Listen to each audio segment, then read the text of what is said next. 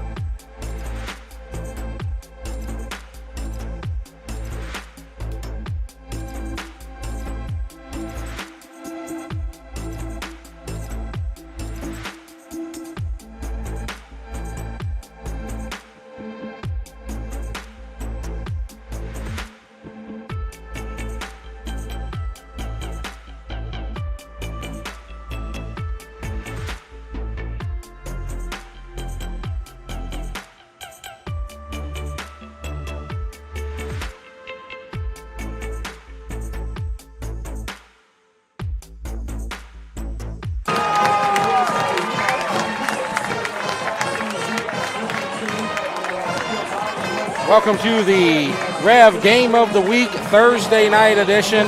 Dutchtown at Denham Springs. We're playing at Live Oak High School tonight, and we are moments away from the coin toss and the opening kickoff. I'm Jeff Porsche, and Coach Swack is with me tonight for this game, and we're going to go to the national anthem right now. Remember Ms. Ellie Dozier, also the captain of the swim team and Denham Springs TV. Remain standing for the national anthem as played by the Denham Springs Jacket Pride Marching Band. Bow your heads. Dear Lord, thank you for this day. Thank you for giving us all the opportunity to be here tonight. I want to ask that you watch over every one of us here tonight, including the players and fans. I ask that you keep everyone safe from injury, and I want to pray for my fellow seniors as we participate in one of our last games as a Yellow Jacket. I thank you for getting everyone from Dutchtown here safely, and I ask that we all have safe travels home. I pray this all in your name. Amen.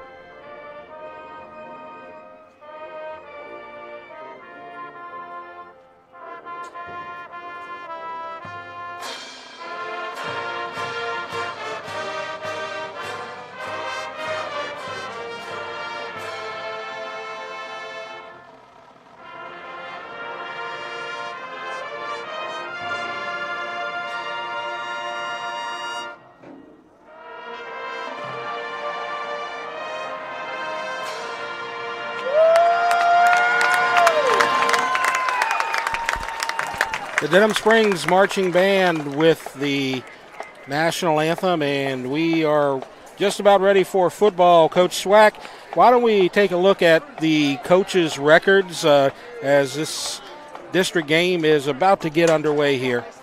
All right. Of course, you have Guy Mastretta, Dutchtown. Started off a little bit slow this year, but, boy, have been really rolling. 5-2 in district. 5-2 over the year, 3-0 in district.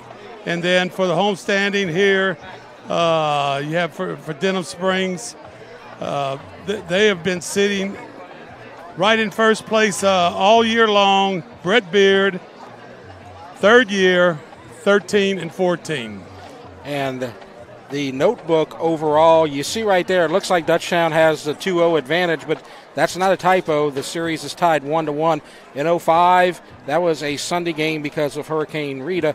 In 2006, Dutchtown won on the field, but they had to forfeit the game because of an ineligible player. And why don't you tell us the scores last week? You saw them. Well, last week, Dutchtown, impressive, 42-0 over Santa Ma. East Ascension, 17-7 over Denham Springs. East Ascension scored 2 touchdowns the last 2 minutes of the game. Right, it was a game that on the field, Denham Springs was the dominant team, but they couldn't score points, missed some field goals, and had some opportunities that they could not take advantage of, and East Ascension won at the end. And that's where they stand right now with one loss in district. Dutchtown undefeated in district, East Ascension undefeated in district. As you see the coin toss happening right now, and the captains on the Dutchtown side, you have Agu, you have Fields, A.K. Burrell, and Pearson Pyron. And on the Denham Springs side, you have Lamar Smith, Hayden Rushing, Jed Cambry, Andrew Goodwin, and Jude Horn. And so we look here, and it's a great shot of the coin toss. You might even tell you call heads or tails right here, Jeff. Right, that's just a great shot right there. And so let's look here as Dutchtown's going to defer, so that means that Denham Springs is going to be on offense to start this game, and you can see which directions they're going. Let's look at the Denham Springs offense as they're going to be taking the field to start the game. Their quarterback, number 1, Reese Mooney. Got 2 backs that are going to see a lot of action here tonight. Number 5, Ray McNeely. Number 4, Cam Kelly. At H-back, you're going to have number 11, Andrew Goodwin. Wide receiver, number 7, Micah Harrison. Tight end, number 14, Seth Bishop. Offensive line, Porter Gibson, Zachary McCabe, Nick Bowden, Ford McDaniel, and Tyler Kimball. And on defense, let's look at Dutchtown's defense. And you talk about a unit that hasn't given up a point in district play this season so far. Braylon Richard, Baron Cozy, Diego Spears on the line. Carter Hanberry, Dixon Agu, Anson McCaffrey, Darius Jones at linebacker. Cornerbacks, Caden Mackey, Cole Langlois. And the safeties, A.K. Burrell, Cade Kling. They're on a 14-quarter scoreless streak, Swack. And 7 games, in 7 games so far, only allowing 52 points, a little over 7 points a game. The age of the spread offense, that is highly impressive. Absolutely, and we're going to go into how impressive that is a little bit later on the broadcast as the kickoff is ready to go. And this is an area that I think Dutchtown has maybe a strong advantage from what I saw in the kicking game last week for Denham Springs. As it's taken at the 22 and tackled very quickly by Mason Miles. As you see that short corner kick by number 96, Roussel, that's something that they like to do is trap them in that corner and not give them a lot of room. Well, to run that's around. A great kick, Jeff. Yes. If it goes high and they don't let it go out of bounds where that thing will be placed at the 35, that was kicked perfectly right there. So we are ready to go. Dutchtown at Denham Springs at Live Oak High School. And Denham Springs lines up a lot in this formation right here. A lot of strong stuff there. And there they go to the field. And the pitch, and that's McNeely. And he's going to get about 3 before he's tackled for a short gain. And we're going to say 3, 2nd down and 7, Coach. And you'll see Denham Springs under center, which is not a common thing nowadays. Under center sometimes in the shotgun spread offense, at times also like they are right now. So Mooney and McNeely in the backfield, man in motion. 2nd down, inside handoff, and Agu and a couple of other Griffins in very tight on the tackle. And also down there at the bottom of the pile, Braylon Richard, 93. Jeff, this is what I see consistently from Dutchtown's defense. Those 3 or 4 guys, whatever they're going to line up in defensive line-wise, are really strong, and they play an exciting role right there for your linebackers to where they don't get pushed back, and those linebackers are able to come in holes right there and fill them up for a very short, if any, gain at all. It's 3rd down, and we'll call it 4 for the Yellow Jackets. 3 receivers right, 1 left, shotgun, and looks like motion. No flag, but blown up. Great, perfect timing right there, as that's Carter Hanberry as they tried to get it to Harrison. Incomplete, 4th down. And this is something that Denham Springs has made a living out of this. Those with short Mooney. passes. The short passes right there. He's, completed over 50%. But Dutchtown, in that soft zone right there coming up to break it up, creating a 4th and 4 situation. So 4th and 4, as Coach said, at the 32-yard line, and a punt coming for Denham Springs, and that's Cameron Irick to punt.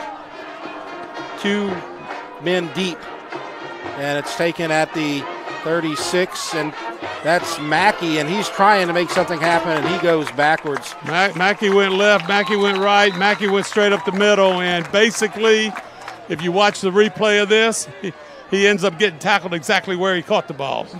Pretty much, and may have lost a couple from that, but that's just good pursuit and good special teams play by Denham Springs.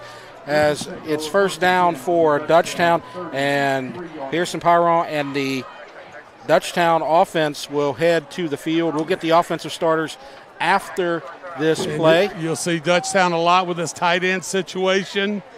Usually 2 or 3 or 4 wide receivers, depending on what they have in the backfield, and Dukes will always be back there with him. And on first down, it's the keeper by Pyron. That's what he's great at. Breaks a tackle. He's to midfield. Cuts outside to the 40.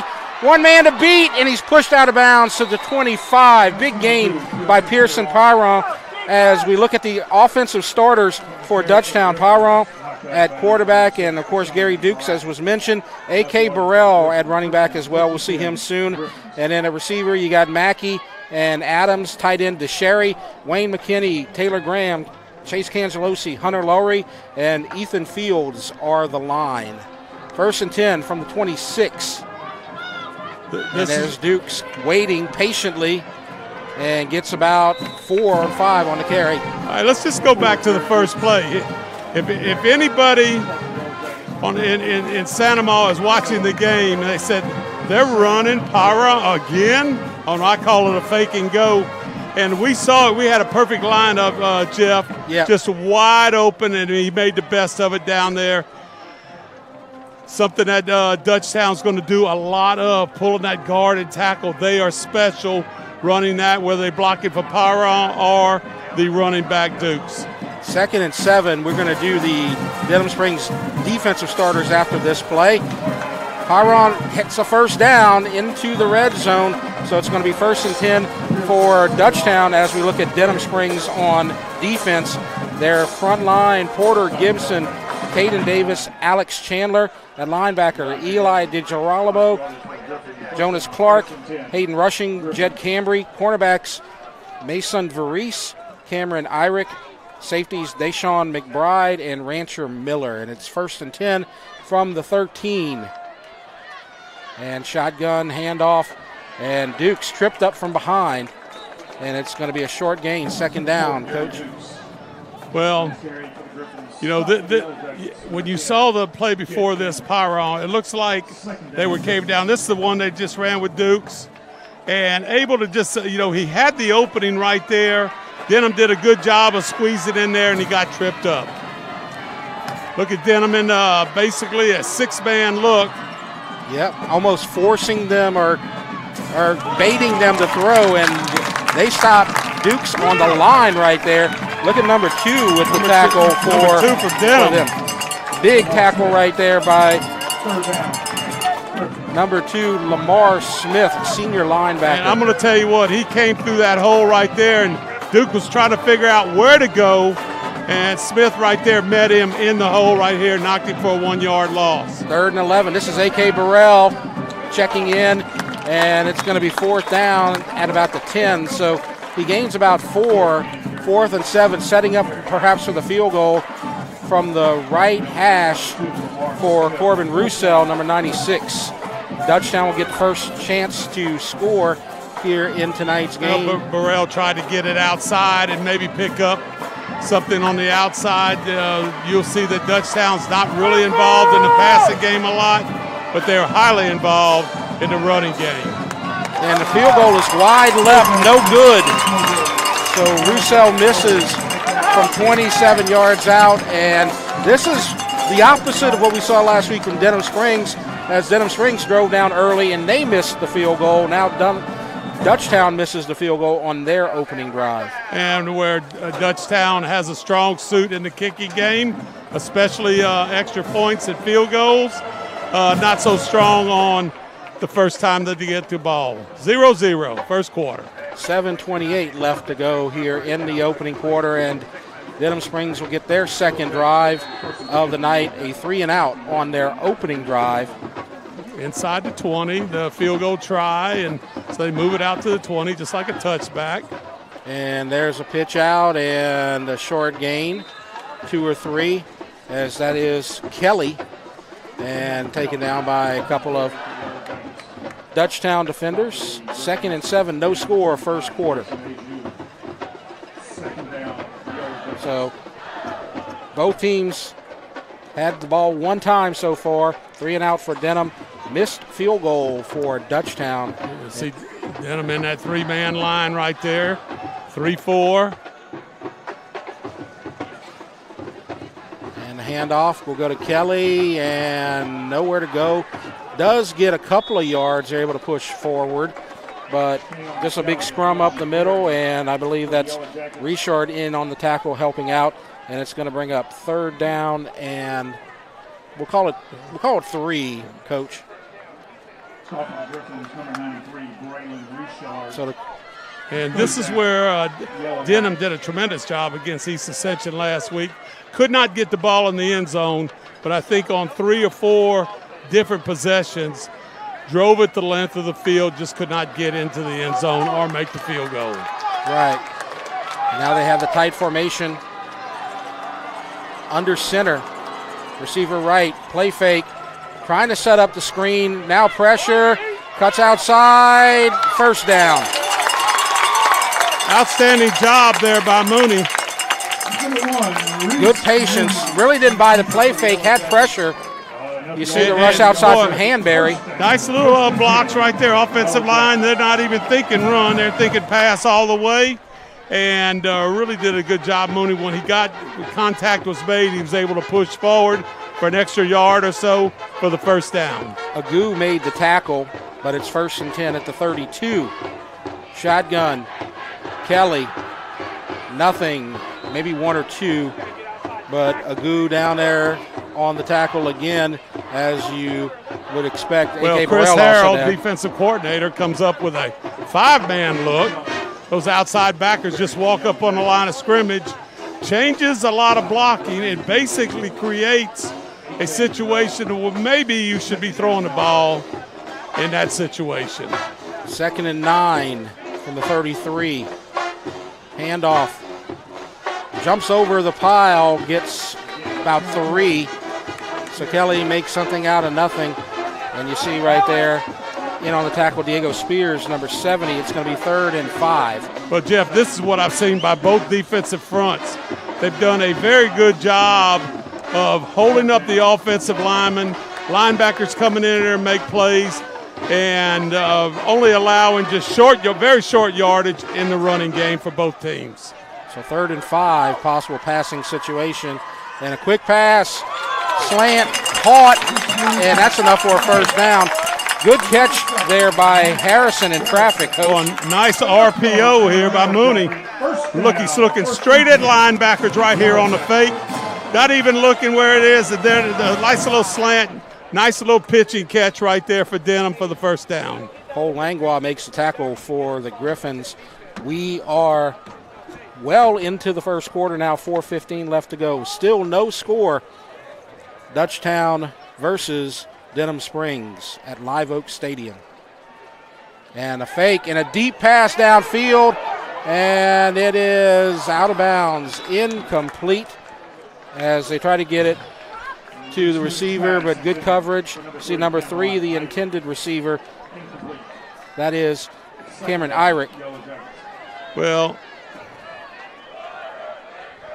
I know Mooney has a very strong arm. I'm just not a big fan of throwing that vertical route all the way across the field. You're on the right hash, you're throwing it down the left sideline right there. Pretty impressive toss, so there's no doubt about that. I just like this little shorter throw right there. It's all man-to-man, it looks like, to me on the Dutchtown side. 3 receivers left, but they give it to Kelly. And Darius Jones makes the first contact. And that's a short gain, maybe about 3. It's going to be 3rd and 7 for the Yellow Jackets as they try to get a 3rd first down in this drive and try to get past midfield for the first time tonight. You know, I can see Jeff right now. I truly believe this game's going to be all about who can make some big plays. Yes.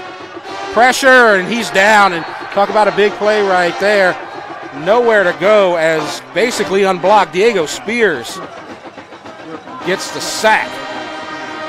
Let's look at the replay here. Oh, watch Diego come up. Can't even see him. He just comes out of nowhere from that right side. He plays that right defensive end position. Diego says, I'm going to block the pass. Mooney says, no, you're not. I'm getting down. Yeah, that's probably a wise decision. You don't want something to get tipped up in the air and turn into a turnover. As Irick will come in to punt for Denham. And a short punt toward the left corner, angling out of bounds. And let's see the spot. Hard to see. It looks like they are the official with the ball at about the 30 right now. Let's see where they mark it. Moving it up to the 31, I believe. So good or maybe he's punt. all he is retrieving the ball for Denham Springs. So good angled punt right there. Maybe some people don't know that. Teams, you play with your own footballs, and they get swapped out on every change of possession. 2:43 left to go in the opening quarter. No score. Dutchtown versus Denham. Nice crowd here, Jeff. I mean, absolutely. It's senior night here at Live Oak for Denham Springs. And the run up the middle. And Pyron keeps it for about 4. It's going to bring up 2nd down and 6, or maybe 7. They were talking about in the press box, strong possibility week 10, which is next week. Right. Denham's going to play at home. They're trying, and they said that if they make a playoff home game, that it would definitely be ready.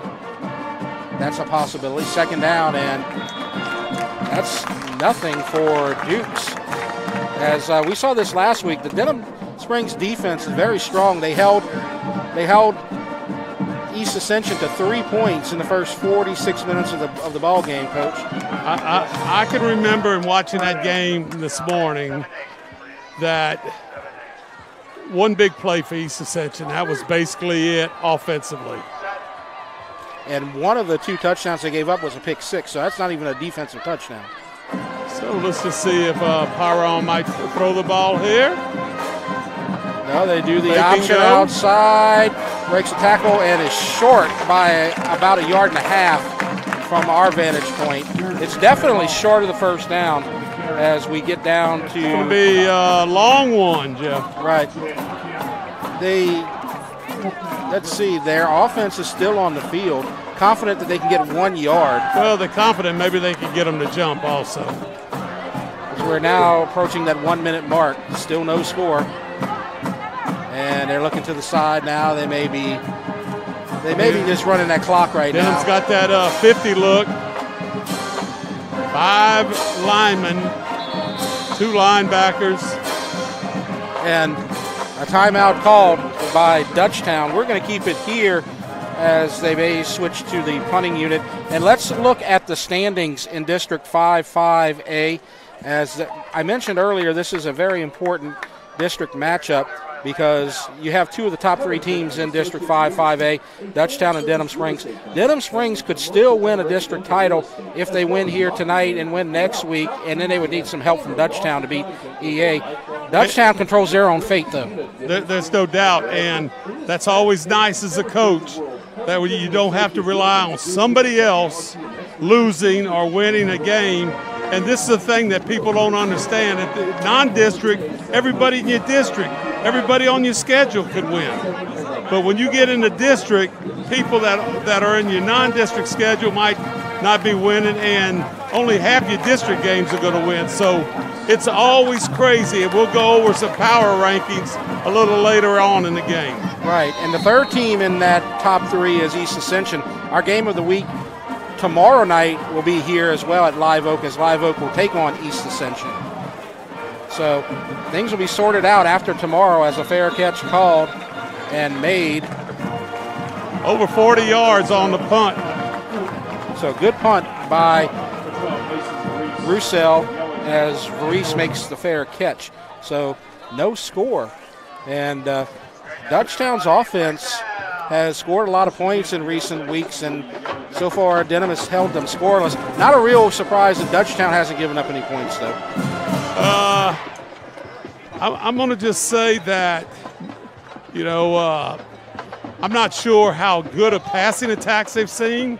I think their secondary might be as good, if not better, than their front 3 or 4 and their linebackers. So, they have come on strong offensively, defensively, and in the kicking game since district time. And there's a handoff and probably the best run of the night. Yeah, a little outside zone. That's McNeely. And the Dutchtown says you're not getting anything tackle to tackle. So Denham says, well, let's try to get outside just a little bit, and able to pick up 9 on the play. Spears rides him down after the 9-yard gain. And they don't have to run a play if they choose not to right here. It's not going to happen. So we're going to go to the end of the first quarter with a scoreless game. We're at Live Oak High School for Dutchtown versus Denham Springs. Denham Springs, the home team tonight. Their stadium not ready this evening. And so that's going to do it for the first quarter. We'll go to the second quarter in a moment. You're watching the Rev Game of the Week. You've probably heard that eTel has become Rev. What you may not know is that we're revving up your internet to symmetrical speed for free. Symmetrical speed means that your download and upload speeds are the same, thanks to the Rev All-Fiber network. The new speeds have been applied to your current internet plan, and there's nothing for you to do, except enjoy shopping, gaming, streaming, learning, and laughing. Learn more at letsrev.com. Thanks for being a loyal customer, and enjoy symmetrical speeds from Rev. New name, same company.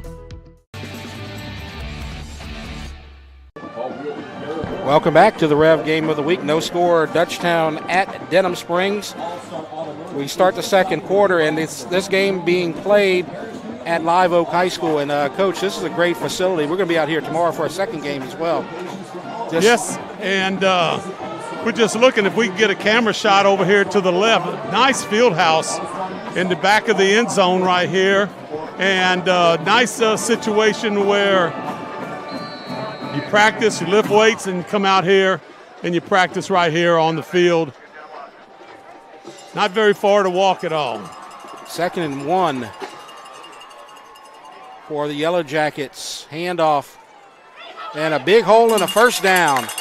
So they're finding some room up the middle on the tough Dutchtown defense as Bowie makes a tackle. And this is what, to me, is the hardest thing about calling plays. They have run between the tackles. Both teams have almost 100% of the time. Yes. And, I compliment both offensive coordinators taking their time, trying to make some things happen. And on first down, strung out, and maybe that's why you don't run outside. A.K. Burrell is just going to wrap you up and hold them to no gain. I think A.K. says, if you're going to run outside, I'm going to run outside a lot faster. So there's the your field house. Absolutely. Nice setup right here in Livingston Parish. And, you only imagine Denham was a bigger school, but Walker and Live Oak, I think that one time they were like AAA schools or whatever. They really gotten a lot bigger, and kudos to the parish for fixing up the athletic facilities a great deal. And handoff, and now brick wall as it's going to be 3rd down and long. And you're talking about the facilities here in Livingston. Of course, Walker has a nice one. Denham is finishing theirs up, but they have the same thing as Dutchtown and all the other ones in Ascension Parish. Big population boom over the last 20 years. Oh, there's no doubt in both parishes. And Denham, their baseball field's going to be on campus. Their softball field's going to be on campus. Their football is going to be there, and this word track is also going to be there. You're not having to go to the park, which is, a few miles down to the road. So it's 3rd and 9, back to the action, and trying to set up the inside screen. That is blown up. They were ready for that. And you know why they were ready for that, huh? Because you tell last week against EA, they ran that twice. Yep. And for a lot of success right there. But guess who? And the same guy went in motion. The third, he ended up being the third inside. Just slipped under there like it's a middle screen. And I'm going to just tell you, Dutchtown did a heck of a job because whoever made the tackle right there, it was a goo? No, that was A.K. Burrell. Burrell? Yes. I mean, when he saw it, and in matter of just a split second, he made that tackle. And nice a punt. Long punt. Good job. To the 20. And it's dropped, and he just lands on it as nearly a disaster, as that is taken by, I believe that's A.K. Burrell, but he was able to hold on to it. First down. So it's a beautiful night out here, too, as we're actually outdoors tonight. We're in the crowd. Dutchtown's bringing a nice crowd. The band's here. Yes. You got a nice moon, half moon, third moon. And it's about 70 degrees, and it should get down into the 60s tonight. So it's just a beautiful night for football. First and 10. A few minutes into the second quarter. Let's see what Dutchtown has to offer. And there's a big hole.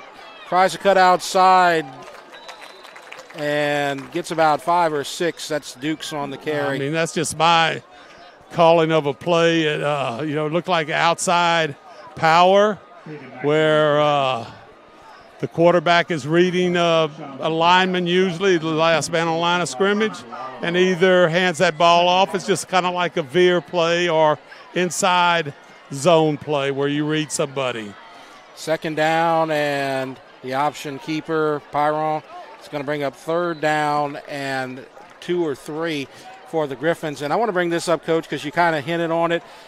Everybody's in the box. They're tempting Dutchtown to throw. Dutchtown doesn't have much of a passing game, but at some point you're gonna try to go up top and try to beat that. There's especially right here into the sideline, you're getting no help. There's not a free safety, and I don't think the referee that's 25 yards back is going to help you out. No, everybody is within 4 yards of the line of scrimmage, 4 or 5 yards. And on 3rd down, option keeper, and no. They're going to have to show a passing game tonight, or else it's going to be a very low-scoring game because they're just going to load the box and just try to stop them. Well, one team could wear the other team out a little bit if you got a little consistent run game going, but that doesn't look like that's happening right now. And it's amazing that missed field goal there in the first quarter. That may be a difference maker at the end of this thing. It absolutely could be. Roussel comes in to punt. And a line drive. And it stops up a little bit, and now it takes a bounce, and Pyron from his long snapper position is going to down it inside the 20. And you're going to talk about a 45-yard punt when you need to catch that ball and make that a 35 or 30-yard punt. Yes. So it's going to be 1st and 10 for Denham. Let's look at last week's results while we have an opportunity. And we talked about it a little bit earlier. Dutchtown had the big win over Sanamaw. East Ascension beat Denham Springs. And then the other game last week, Walker, this has got to be a rivalry just like in our parish. Yes. Walker, which is kind of mixing up. I hear they threw the ball a bunch last week as compared to the spin the week before against East Ascension, and Walker wins 33-14. And so now we have begun week 9, as the other games will take place on Friday night. But it's 1st and 10 from the 20, and we have a whistle. Is there a flag down? They may have run the play clock out. Let's see. Offsides indicated against the Griffins. No, offsides. So a 5-yard penalty. Well, that's an automatic dead ball foul, or penalty, I should say. $8 for a 16-ounce serving. Oh, actually, they're calling it on. The announcer said offside. Okay, so the public address, I was following the public address announcer, but he just corrected himself, and so it's a false start on the offense, so it's 1st and 15. 7:31 left to go before halftime, no score. Handoff. And short gain. And Coach, when you're in a game like this and Dutchtown scores a lot of points and they don't give up any points, you probably want to shorten this game up and take your chances on something, and that seems like what they're trying to do here. A lot of clock running very quickly. Yeah, and then you have the clocks here, and then you go up. If you're trying to shorten this game, you want to wait till that thing gets under 10. They got it at 17 that time. Deep pass downfield, picked off over the head of the intended receiver. They're calling it incomplete. I think that's a mistake. Let's look and see if we got a replay right here. I think good job as we look at the replay.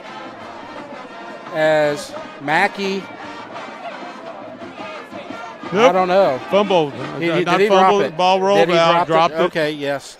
And Hard to this, see from this that official, side. this sideline, our back judge, was right there waving the hands right off the bat. Let's look one more time. And you can see the ball. Yeah, perhaps so. I thought he had it for Jeff, sure. when in doubt, just look at the official. He said it was incomplete. Well, we're gonna say that. 3rd down and a rollout, and they're throwing it, and Hanberry picks it off. 10-5, touchdown Griffins. He just stole that from the intended receiver and gets the pick six, and Dutchtown's on the board with 6:39 left to go in the first half. Jeff, we talked about this. How many times did Denham run this against East Ascension? Yes. We talked at least a dozen, and how he was able to get out. So no outside rush. But Dutchtown's answer to this, they're man-to-man. Everybody's covered right here. Right. Bobbles off in 22. Does a heck of a job right there on the interception and Right. getting into the end zone. And the extra point is good, and it's 7-0 Dutchtown. And we'll take a break and come right back. You're watching the Rev Game of the Week. From jambalaya, pastalaya, and gumbo to daily lunch specials, Pot and Paddle Jambalaya Kitchen has Cajun dishes to satisfy your hunger. Pot and Paddle has 3 locations to serve you, including the one on Cabela's Parkway in Gonzales, Jefferson Highway near Bluebonnet in Baton Rouge, and Jubin Crossing in Denham Springs. You can dine in, carry out, or let them do the catering for an office get-together or tailgating at the big game. And don't forget about their delicious daily lunch specials. You can check out their specials and more on the web at potandpaddle.com. And we're back, and it's 7-0 Dutchtown with the lead as an interception by Hanberry turns into a pick six, as we're going to look at it again one more time. Watch, he's making contact to tackle him, and the ball just is delivered to him. Right. And the good thing about it is he made something happen. He caught, he ended up catching the ball and then getting into the end zone for a score. So we're ready for the kickoff as Dutchtown strikes quick and suddenly on defense. And a short pooch kick at the 20. And out in that corner and pushed out of bounds. And so it's going to be 1st down for Denham Springs. As let's talk about that defense, since they just scored the touchdown right there. On the season, they have given up 52 points. And that by a mile is their best defensive scoring team in Dutchtown history. As you look, 95 points in 2020, that's 6 games. That's fewer games than they gave them 52 this year. 2004, a full season, 113. That's just phenomenal so far. And in 2019, that COVID thing, yes, that could beat any team, and because it was around here for a couple of years. 1st and 10. And nowhere to run right there, and a loss as the momentum on that defensive side picks up right there as they make the big tackle. Just watch right off the edge here. I mean, no one picks either one of the defensive end up on just a straight dive play, so it had to be just man-on-man blocking. And no one picks anybody up, and they're there to make an easy tackle. Diego Spears hadn't got a lot of credit during the season because he kind of started a little slow, but he has just been absolutely unblockable here so far tonight, and he's done that in the last few weeks. Looked like one of those defensive ends or defensive tackles, whatever you want to call them, is a little bit offsides. Well, but then they called the penalty against Denham. So the long loss on first down, and now a penalty. It's going to be they got 2nd and 18, so Denham in a hole. 5-man look by Dutchtown, dropping back. Pass caught. Cuts outside, and some room pushed out of bounds by A.K. Burrell. Catch made by Micah Harrison. One thing we hadn't brought up yet, but was brought up by our producer, Lyle Boudreau, that's the second week in a row that Denham Springs has given up a pick 6. Having to get out here in the corner right there. And doing a good job of covering, but just could not make up, the difference right there. Good observation, Coach. Thank you. And the other thing I was bringing up as well was that Lyle Boudreau brought up that it's the second week in a row that Denham Springs has given up a pick 6, and that's been hurting them so far in district play. 3rd down and 8. And a sack. As Hanbury. No, make that McCaffrey. Make that McCaffrey. When you see somebody come through like that, Jeff, yes, that means to me not blocked. Let's just look over here. That's number 40, right? He's in that little corner right there. Right there, not blocked. Absolutely. Nobody picked him up. And I can just tell you, when they have to get restarted or whatever, maybe the quarterback can get that thing off, but not in that situation. And this is what I noticed last week about Denham. A lot of times they use 6, 7, and maybe even 8-man protection, leaving the tight end, both backs in there, and they're just trying to throw to one receiver or 2 receivers, so which is to me a very safe way to throw the ball. They're going to call an offside penalty here against the Griffins. And you thought that nice little gain might have got first down, but not even close, where it's 4th and about 12. Right. They were just in a hole after that loss on first down and the penalty. Irick the punt. And it's a high punt, fair catch. AK fields it cleanly this time, so decent field position at about the 38. And, Coach, so far no points given up again by Dutchtown, and they've looked really good. And we talk about the players, and we talked about AK, we talked about Agu, we talked about Hanbury, Diego Spears, but there's one guy that you got to talk about. That's Chris Harrell. And he's made his name known already very quickly. Absolutely. He is the architect of this defense, the defensive coordinator at Dutchtown High School.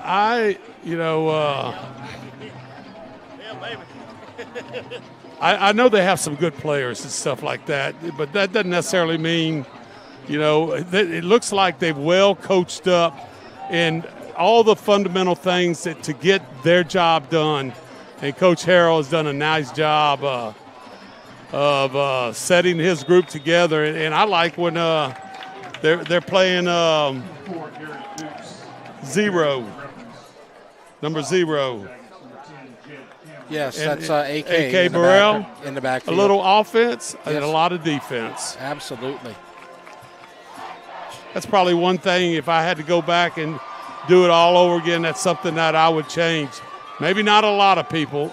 And there's the pass. They broke that through that box, and that's the Sherry down to the 15, ball on the ground, recovered by Dutchtown. That guy right there that just recovered that. That's number 11, Alex Rutherford. You give him a little. Not a little, a lot. Because I'm going to tell you what. Right there. Pyro, you can't throw the ball, son. Whatever. Oh, his knee was down anyway, but yeah, but they may not have seen not on the that. replay. They may not have seen nice that. job right there, because I've been seeing they're in the same situation right here. Right. They're tempting them to throw, and that was the first time that they number broke 83, over the top. there's nobody on him except, of course, he might not be an eligible receiver right there. And there's a run outside, close to the 10-yard line. Gary Dukes with the carry. And he'll get about 7 or 8 on first down. So good gain on first down. And maybe that makes him think twice now that you kind of gone over the top and shows you can stretch the defense. I would like to see him throw the ball down the field, because it's just going to be a one-on-one situation no matter where they throw, as long as it's not where they don't have a safety. But like right now, it's man-to-man on everybody. 3:23 left to go in the second quarter, and Dukes turns the corner. He's close to a first down. It's going to depend on that far side spot. We're on the opposite side of the field, so it's hard for us to determine from that angle as we look at the line judges, and it looks like he's going to be short by about half a yard. And it looks like heavy package is coming in, Jeff. Yeah. AK's going to check in the backfield. Well, I think they're going to have everybody in the alphabet in this backfield. Yep. A through Z. As he's taking it from that Wildcat spot, and it's a 1st and goal at the 2 as they just quick snap to AK, and he gets about 7. Some of the coaches or the parents would say to Mike Janis, just leave that group out there. They're doing a real good job. As you see, AK still in the backfield as he's still going to Wildcat. Some beef up front. Yep. And there he is up the middle. Touchdown for the Griffins. And they extend their lead. Their first offensive touchdown of the night makes it 13-0 with 2:35 left to go in the first half. So that Wildcat worked really well, Coach. Yeah, there's no doubt. I mean, and look, he just gained like 4 or 5 yards, maybe even more than that on the first Wildcat play.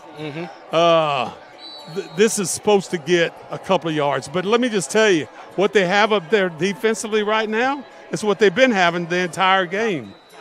And you get AK in there, and, you get some big people in the backfield, big people on the offensive line doing an outstanding job getting down the field into the end zone.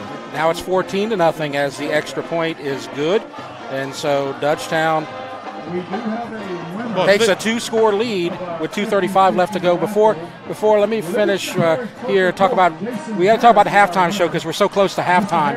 We're going to see some performances from the band, but we're also going to have an interview with Jeff Pyron, who is going to update us on some construction projects here in Ascension Parish Schools. And so we're going to see some stuff about Donaldsonville, the EA reconstruction, and Prairieville High School's updates. So that's something that we have to look forward to. I'm sorry I interrupted you, Coach. Never a problem. But I'm going to be interested because I wonder, and of course his son is the quarterback also. Yes. And I wonder if he's going to ride that drone over here from across the field to talk to us. Absolutely. See, that's how he's got to kick it off right there, Jeff. Right. That pop-up kick right there. Right. And he's done a great job of angling it just right. Oh, I mean, it's not going out of bounds. But you don't want that thing to get a little bit low because once you catch it, a good athlete can make a play. And now Dutchtown on defense as they are ahead 14-0. Remember, they get the ball to start the second half. If they can make a stop here, they may even get a chance to go on offense before this first half is over. But Denham Springs, they had that interception. Mooney's a good quarterback, and they got a couple of good backs. They are still in this game, but they need to get a drive going here. Mooney's the guy. I mean, you could just tell he could throw. Yes. So a little swing pass, complete, short gain, and that'll move the clock. And for any of these teams, whether it be Dutchtown running outside or Denham Springs throwing or running outside, those outside receivers got to do a heck of a job blocking in order to have some success. running or throwing on the outside. That was Micah Harrison with the catch. Second down and looking deep. And there's a receiver open, and it's knocked away, and they're going to call it incomplete. Check out that play by Cole Langlois, Coach. Stayed with that ball the whole time. Look at the replay. Boy, nice throw. He had it. And I'm going to tell you, you saw the DB. Maybe that hand got in there a slight bit early, but the call wasn't made. But he ripped that arm out, causing not a fumble, but an incomplete pass. So just a great job there. One more time. Number 7, nice job right there. 3rd and 6 for Denham. And they're going to throw right. And in traffic, incomplete over the head of Irick. As there were 2 receivers in the vicinity, but it falls incomplete. Dutchtown's going to get the ball with 1:49 left to go. They have 2 timeouts remaining. They could do something right here, and they get the ball to start the second half. If Dutchtown can get a drive here, this could be a tough hole for Denham to get out of. Well, it's going to be interesting for me to see just exactly what they line up in defensively. It's been basically a kind of a goal line defense. And if they start backing some people out of there, maybe that running game would be. The snap is bobbled, but Dutchtown was not giving an aggressive rush. And then the punt, that was not a textbook play. Well, right there. I mean, that thing ended up being about a 20-yard punt. And so this might, Coach Guy might be thinking, we're here around the 50-yard line. Let's see what we can do. I'm sure they have Pascal like everybody else in the country has. Yeah. And let's see where they go on defense. It looks like they're still going to go heavy in the box. It looks like a man-to-man situation. Receiver uncovered in the slot. A lot of cushion right there. Or you could throw a hitch. Or you can run and fake and go. Pearson keeper. And the first play of the game, he got a big run. But after that, they haven't really given up a lot of yardage on that play. And Pearson had 200 last week. Yeah, but he just had about 70 on a pass. So absolutely. He can get it a lot of different ways. Clock running. Neither team calls a timeout. Dutchtown has 2 left. 1:10 left to go. 14-0. Dutchtown leads Denham.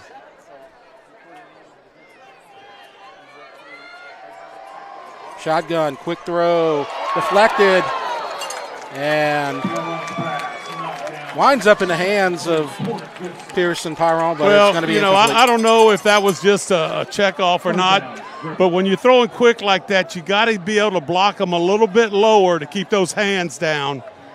And it looked like Big 62 was headed out there, Hunter Lowry, to be involved in like a screen game.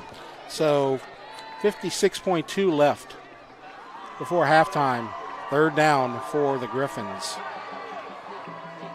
A chance to possibly extend the 14-0 lead. Shotgun, snap, deep pass, up for grabs. And is that caught? It is caught. And a first down, sliding catch. 25-yard line. Catch made by number 33. Let's look at the correction that he makes right there, Logan Mayu. Yeah. I don't know if it was just a bad pass or he got fumbled around, but I know this is a good run right here. Well, as a flag or a whistle, I don't know if there was a timeout called or flag. Looks like it's going to be declined. So it's a penalty against the Griffins. Well, I don't know what they were. So it was a shift, not a decline. Okay. 42.4 seconds left to go. Swag ball at the 30. Got 2 timeouts, so now you got one-on-one there at the bottom of the left side of the field. Option keeper, Pyron, not this time. It looked like they were going to have something on that previous play before it was whistled dead. Now the timeout has been called. And so we're going to keep it here.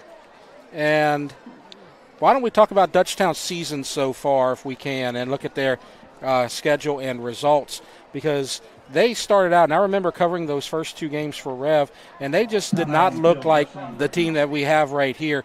They only scored 7 points on offense. That changed very quickly, and they lost 13-0 and 10-7, but then look at that. 27 is their low point. They score in the 30s and 40s every week now.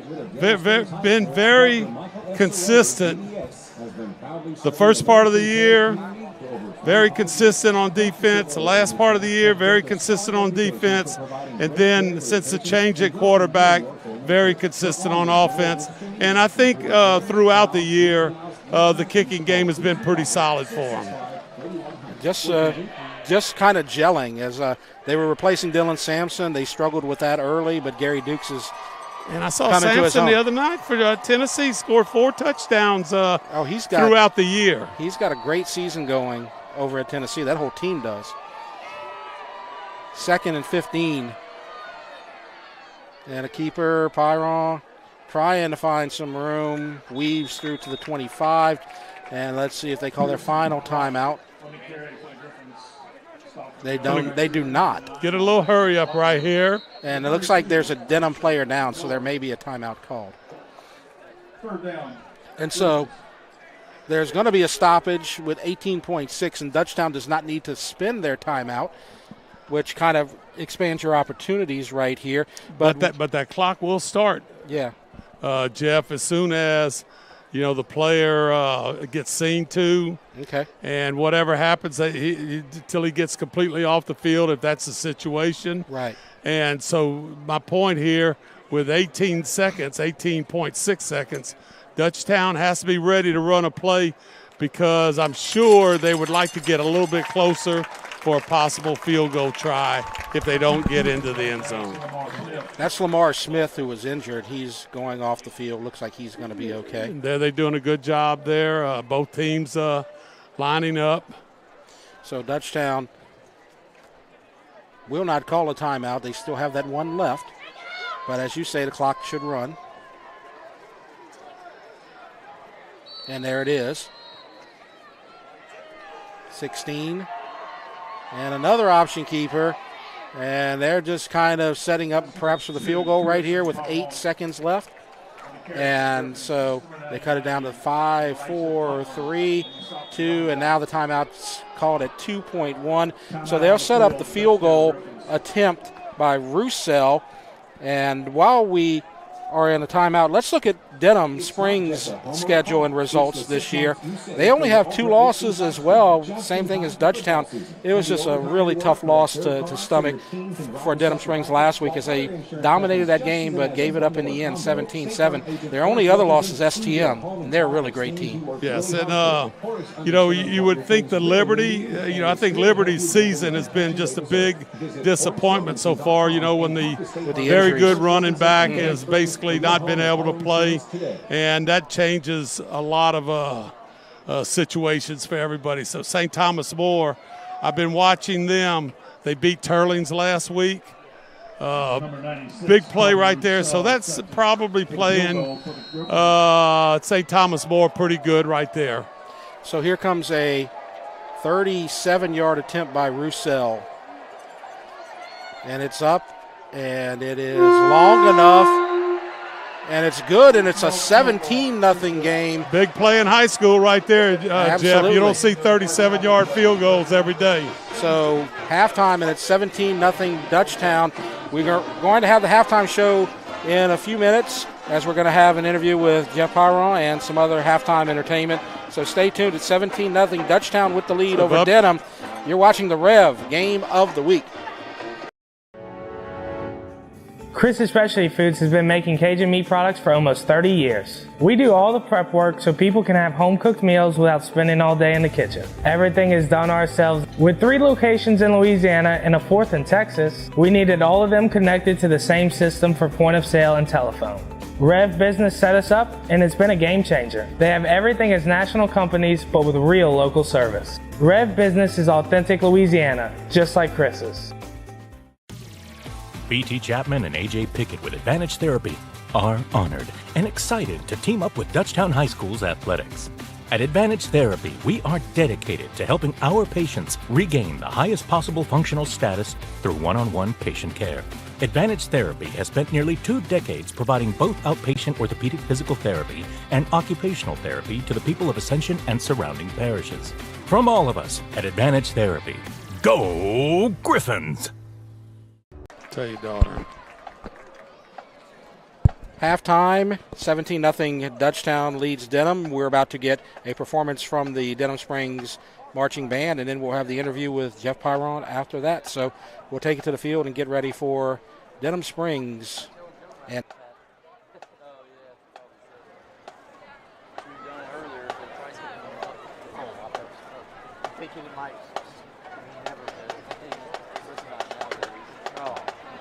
every one of my districts is just battles.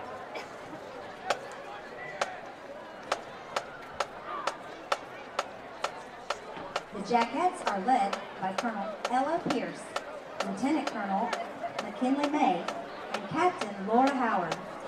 The Jackettes will be performing Bang by AJR with choreography by Alexis Duplessis. The Jackette sponsor is Lauren Caruso. She's real tall. Yeah, I think that's. See, might be. Once they spread out, she'll be able to tell.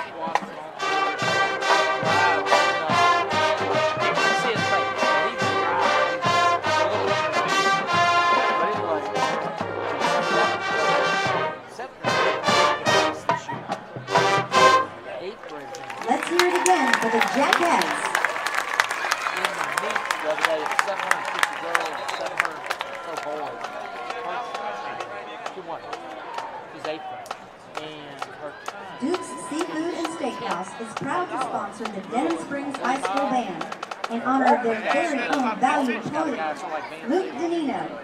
Luke looks forward to serving the Denham Springs community for many years to come and would like to thank everyone for their patronage at both their Denham Springs and Watson locations. The 8th grader finished up with No, it is. She's 21.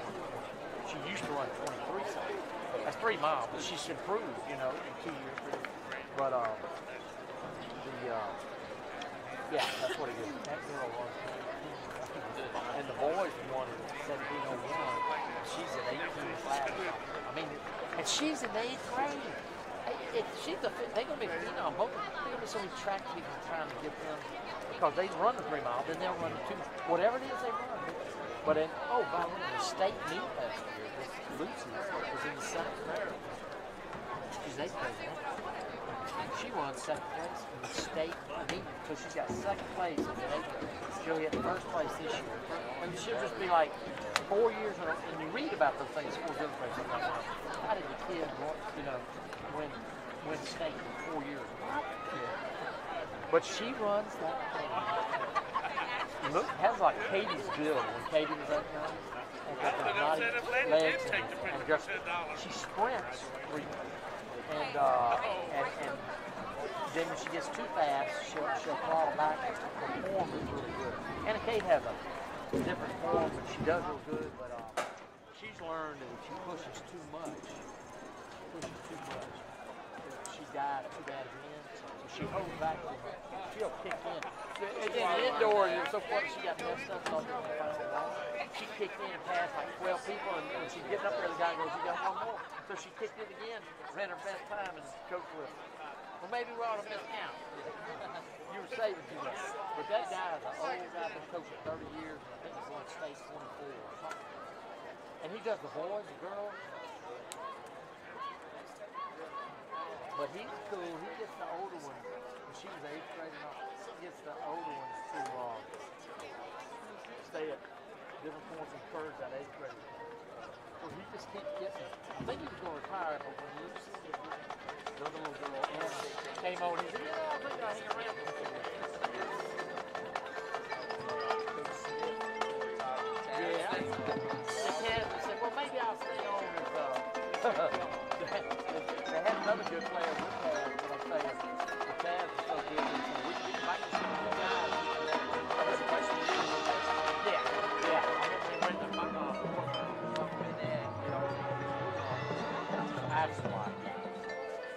I'm going to go. Hi, man. Good to see you, man. Work next door. It drains a lot better. Huh? Oh, it works, don't it? But I'm gonna dig some more to improve it. My back and my shoulders gave out on me. Huh? I'm gonna dig it out on me. I'm just trying to get that. It drained that much. Of course, it's been real good on draining lately. I can say it worked, but when we had a heavy downpour, all the money got off our company. It makes you notice it's getting worse. Too much water standing, it makes everything sink. What's Lawson up to? Where's he at? Let's see. Doing something? He went and trained, him and his cousin trained for a bike race. So he's never done that before. So I got it. We'll see how that goes. See you.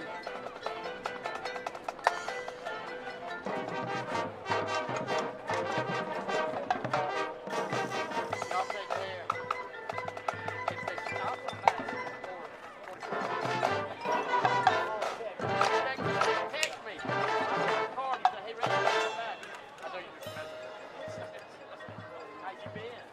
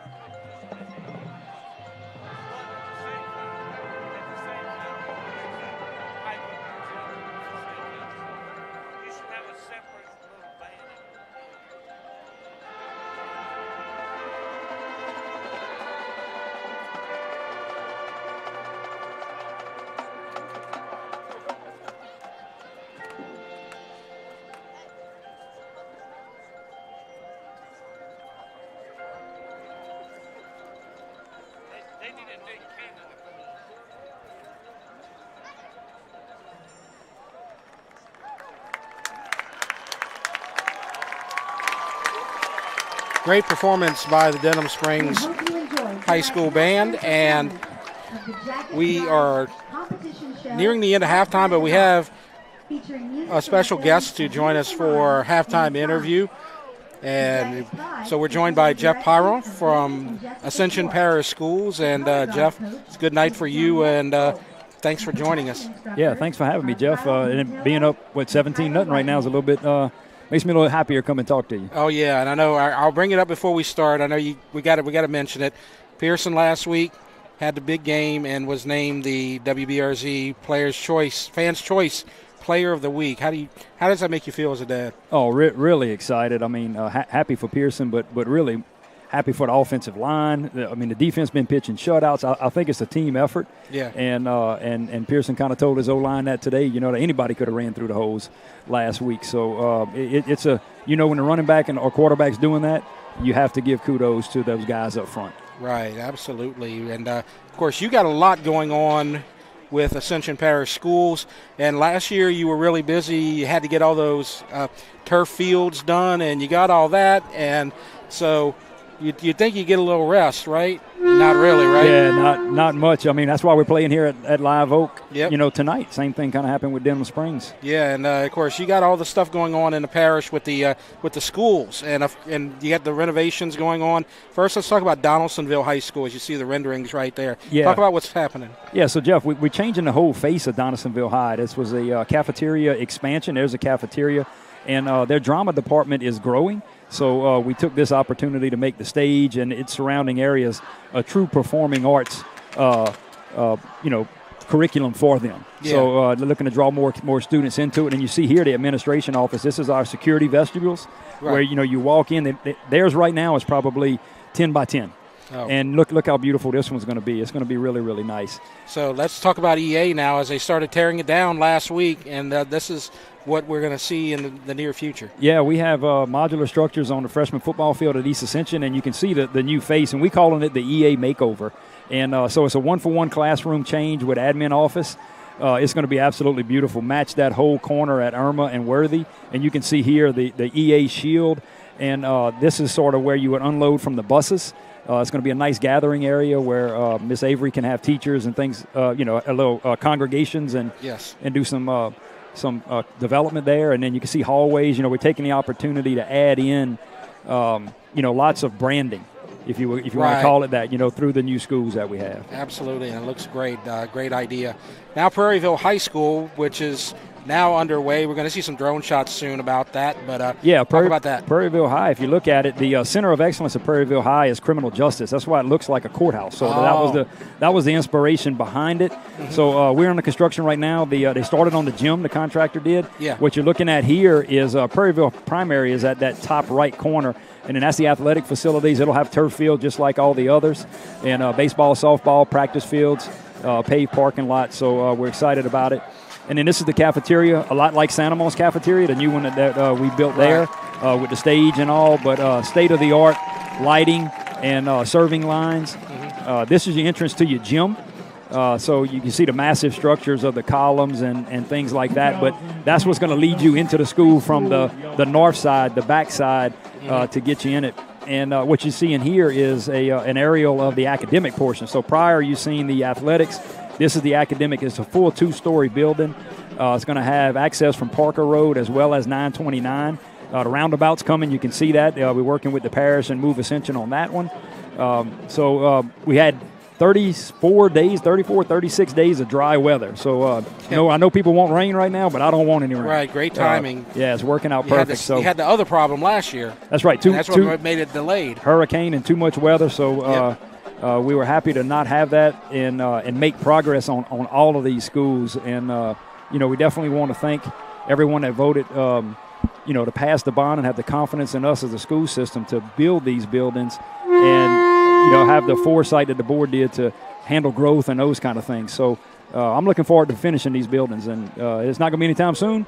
And I'll beg for forgiveness, but I'm happy they're underway. Right, and what you haven't seen is the drone shots. You gave us some good drone shots of Prairieville High. We're going to get to those in the second half and look at that maybe during one of the breaks after a score or something like that. But, Jeff, thank you for providing us with all these shots, all these renderings, the drones, everything. You've done a great job, and we're really grateful for having you out here. Yeah, well, thanks to you, Jeff, and Rev, and Coach Wacker.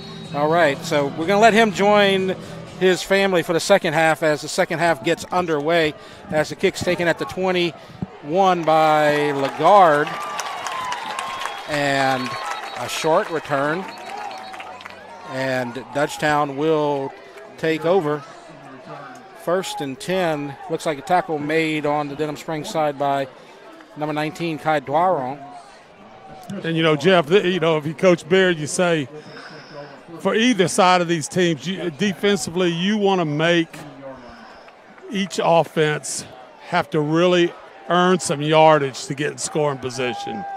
Not giving up big plays and having to go from the 25-yard line. It's tough, no matter what level you are in football. And you're absolutely right about that. And Dutchtown starts at the 23. And Duke's trying to turn the corner and finally does and gets to the 30. So, and that's why, Jeff, the most important thing I just believe in this game is what are the receivers going to do in the passing game and also in the running game. They have to block out there for either one of these teams, because the runs are going to be good outside if the receivers outside are blocking. As you see on that run, too, Duke's a lot of patience waiting for his blocks and waiting for some room, and that's what he did right there. Now the keeper by Pyron, and he gets a first down to the 41-yard line. So 2 carries and a first down for the Dutchtown offense to start this second half. Great shot of Pearson Pyron right there as he takes it right up the middle, and it's tackled by number 12 for Denham Springs, Varese. 41-yard line, 1st and 10. And another keeper up the middle, and good yardage and good job by the offensive line. Good job all around on Dutchtown's offense. You got the outside power. There he is, reading number 10. He knows if you ran that again right now, he might hand that ball off. Yeah. You see good blocking downfield by the center, Cangelosi, blocking 8 yards upfield, keeping on his man. You saw Fields and McKinney, the 2 big tackles out there as well. 2nd and 3, they're going to say 7 yards as they approach midfield. They got the big offensive lineman looking like he's down at tight end. And on 2nd down, not much, as Dukes is dropped for we're going to say no gain, maybe a foot or two. It's going to be 3rd and 3. And that's what you saw most of the first half by both teams. Denham Springs, that 50 defense doing an outstanding job. And then you look inside, and basically you got 3 linebackers. Shotgun handoff, first down, A.K. Burrell, as he spins the defender down to the 42-yard line. Maybe the 41. Burrell finds his spots on offense. He doesn't get a lot of snaps. He's only been in on about 4 or 5 snaps, but he makes things happen when he's in the game. But, Jeff, this is a game for AK and Dukes. This is a man's game right here. It's very physical by both teams. And you can't tiptoe out there tonight. And on first down, there's AK, cuts off left tackle, gets about 5 or 6, and he gets good yardage on first down. One of the things we were talking about at halftime, and we all kind of commented on it at the same time, this Denham Springs defense is very good, and they've done a good job holding Dutchtown's offense so far. But right now, Dutchtown with their longest or sustained drive of the night.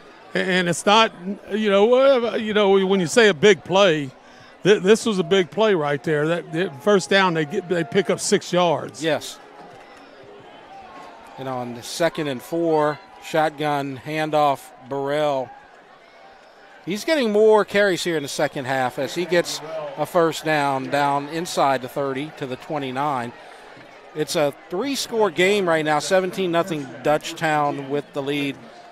Another score by the Griffins, especially a touchdown, could put Denham Springs in a big hole, especially considering Dutchtown's defense. And as, Janice and, the Dutchtown offensive coaches, Coach Guy Mastretta, you put AK in there, gives everybody a little breather, and then we roll.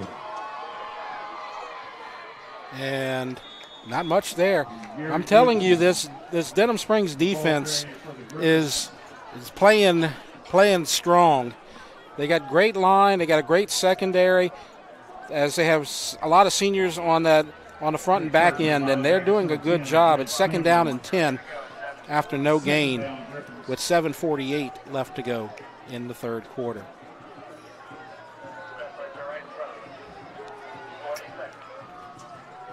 So now working again, 3 receivers right. And Pyron this time carry down to the 23. That's Dukes this time. Jeff, I got middle school scores here. Galvez beat Prairieville. This is the last week of the season. Galvez beat Prairieville 24-0. Lake 2-0 over Santamon. Bluff 14-0 over Dutchtown. And Gonzales 28-20 over Central. And 2nd down keeper, and it's going to be 3rd down and short. So Santamon is the parish champs, correct, Coach? I think Santamon and Lake might be in there also.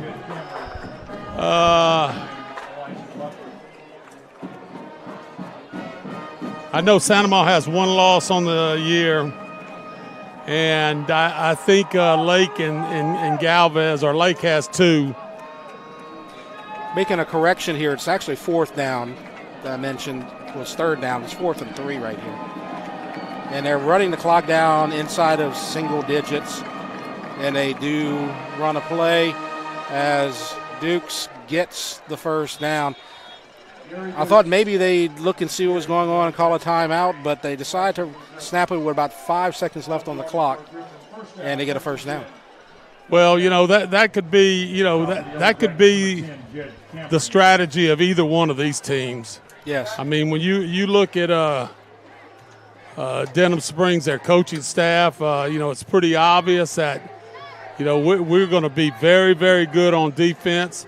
Now, this drive right here, which I think we started at the 25, right? Yes. And so this drive right here may take a little bit out of Denham Springs. Right. They've used over half the quarter, and it's all ground. And you see a short gain, going to bring up 2nd down. And at this point, Dutchtown's offensive line's kind of trying to assert control because Denham hasn't changed. They're putting everybody in the box, but Dutchtown's having a little more success. They may be starting to wear them out a little bit, or maybe kind of demoralizing them with the 17-0 score. 2nd and 9. Fake a little bootleg. A little bootleg there. I was following Dukes as Pyron's going to get about 3 and bring up 3rd and 5. Now a late flag comes in. Suppose there was some jawing going on out there. Well, that was after the play was whistled dead. I saw Pyron go over to the sidelines to get the play, and to my knowledge, that hasn't happened tonight. And so I was just kind of wondering if they had something different there. So we look at the white hat here. And we have a penalty called against Denham Springs on defense. And so that's going to put the ball inside the 10, and now it's first and goal for Dutchtown. 5:03 left to go in the third quarter. A score right here could be a real backbreaker for Denham. Denham has to make a stand right here. And look how deep Gary Dukes is in the backfield. It's about 9 yards back. Yeah, that pistol formation that gives you get that ball to that running back, and he's able to make some cuts one way or the other to find holes. There just hadn't been a whole lot of them up there. And the referee's doing a good job making sure that this thing doesn't get out of hand, which I doubt very seriously if that's an issue. No. But the referee, that's his job. Right. And just to make sure that everything, you know, you might even tell the captains of each team, you're in charge of your team, captain. And this is a very important game, not just because of district, but because of the power rankings. A first-round home game could be on the line here for Denham Springs as Dukes is dropped in the backfield. We'll talk about some of the power rankings later, and we're going to go deep into the power rankings tomorrow night. But both of these teams could potentially host first-round playoff games next week. But if Denham loses this game, they could slip into a spot where they might be playing on the road week 1 in the playoffs. Both these teams are going to be in the postseason. And Denham, they want to play a playoff game at home because their home field will probably be ready by then. Second and goal from the 9. Maybe had some trouble getting the ball away, but he gets it and just keeps it for a short game. I think basically he was holding on to it as long as possible. And I think when he watches the film, and this is easier said than done from sitting up in the press box here, probably a couple of times there should have gave it to Dukes. And if you do that, the offensive receivers know, I need to block out here because if so, Dukes may score easily. And there's a pass into the end zone, and it's picked. And an interception, and that might have kept Denham Springs in this ball game as number 12, Mason Varese. They tried to get a little cute there as everybody's crowded in that box, but a good interception there by Denham. I think it's a great play call, but it's even a greater defensive play right there by Denham Springs. But you know what the most important thing is there? Not necessarily that they didn't score points. Dutchtown just ran 8.5 minutes off the clock to start the third quarter and made this game a lot shorter. And company, Alvin Fairburn and Associates, has served the South Louisiana area since 1972. And so it's first and 10 from the 20 for the Yellow Jackets, trailing 17-0 and a handoff up the middle, cuts outside and gets a first down and a lot more. Good job by number 5, Ray McNeely, turning something out of nothing, Coach. See on the replay right here, clogged up in the middle, kicks outside. A lot of times they've been caught up in the middle. You haven't seen that outside move, but it was open right there for Denham Springs. 3:30 left to go in the third. First and 10. McNeely gets a few up the middle. Here, some of the fans on the Denham Springs side starting to feel a little urgency there, maybe on the calls, maybe hoping that they can score quickly here instead of running up the middle. Second and 5. This game is still anybody's ball game right now. If Denham Springs can get on the board here. And there's a deep pass downfield, and it is incomplete.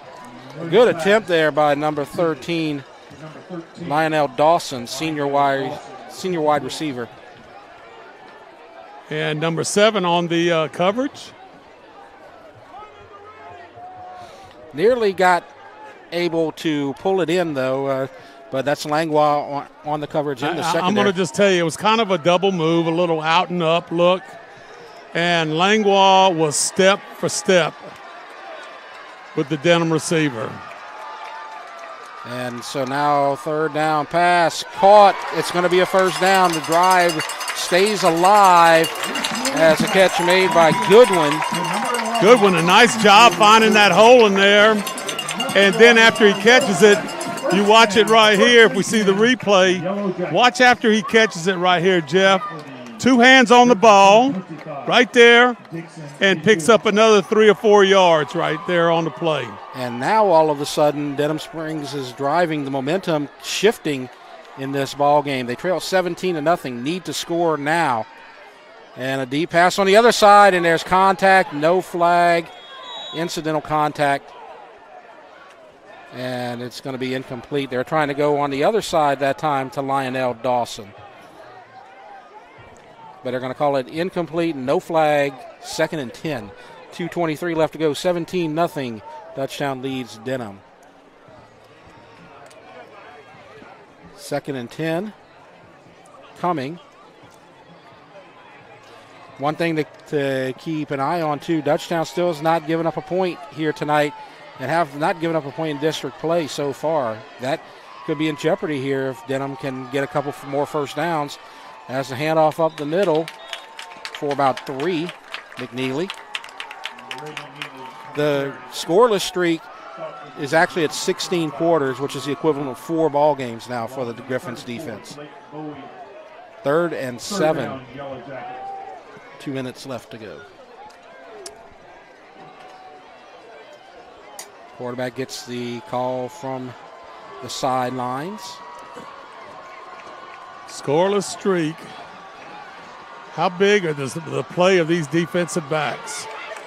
Bowie with the pressure, up for grabs, nearly picked by Hanbury as they were trying to get to Eric. And it's 4th and 7. You got to go for it right here, right? Yes. But you would see, Jeff, the thing that I'm looking at right here is he can't run the ball consistently, and so you have to throw it. And every time, just like on that last pass right there with everybody's man-to-man, everybody was covered like a glove. And then you get pressure on the quarterback by the defensive front. And it makes it tough. It's 4th and 7, pressure coming, rolls out, up for grabs, and incomplete. And Coach Harrell's got to be excited right there. Oh, you know he is.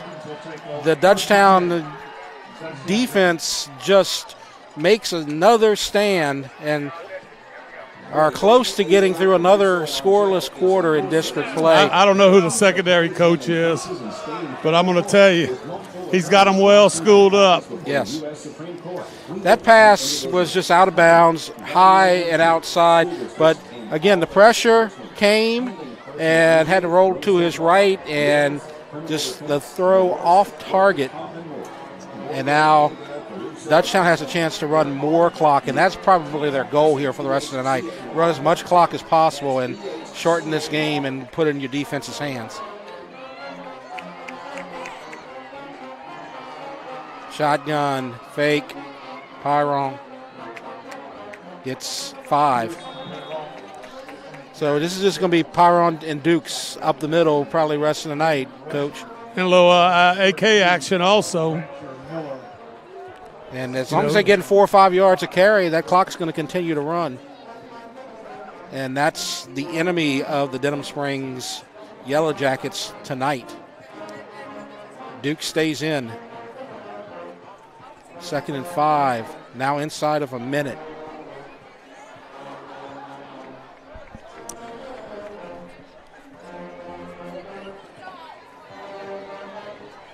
Second and 5. And the handoff near a first down, but short. Dukes. Looks like 32 there on the tackle. Stop for the Yellow Jackets, number 6. Miller, as we look at the replay right there. Oh, that's McBride, number 5. So 3rd and 2 on what they have to run a play. This might be the final play of the third quarter. There's like half a second differential, but they have to run it. So they might just run it down to 1 or 2 and then just end the quarter. Shotgun. Pyron in trouble, dropped. And that's where the third quarter will end, on a loss by Pyron, and the third quarter is over. And we're going to keep it here. We're going to take a break, actually, and it's 17-0. We'll go to the fourth quarter. You're watching the Rev Game of the Week. The athletic training staff of Dutchtown High School would like to thank Hollis Orthodontics, Cotta Law Firm, Raising Cane's in Prairieville, Ross Downing GMC, SEC Heating and Air, Baton Rouge Orthopedic Clinic Foundation, Advantage Therapy, Peak Performance Physical Therapy, for their support of our Griffins Sports Medicine Program. Fourth quarter about to begin. Another scoreless quarter for the Dutchtown defense as they lead 17-0. We're at Live Oak High School, which is the temporary home of the Denham Springs Yellow Jackets. Denham Springs down 3 scores with 1 quarter left to go, and it's fourth down. They'll be getting the ball back shortly as Roussel comes in to punt.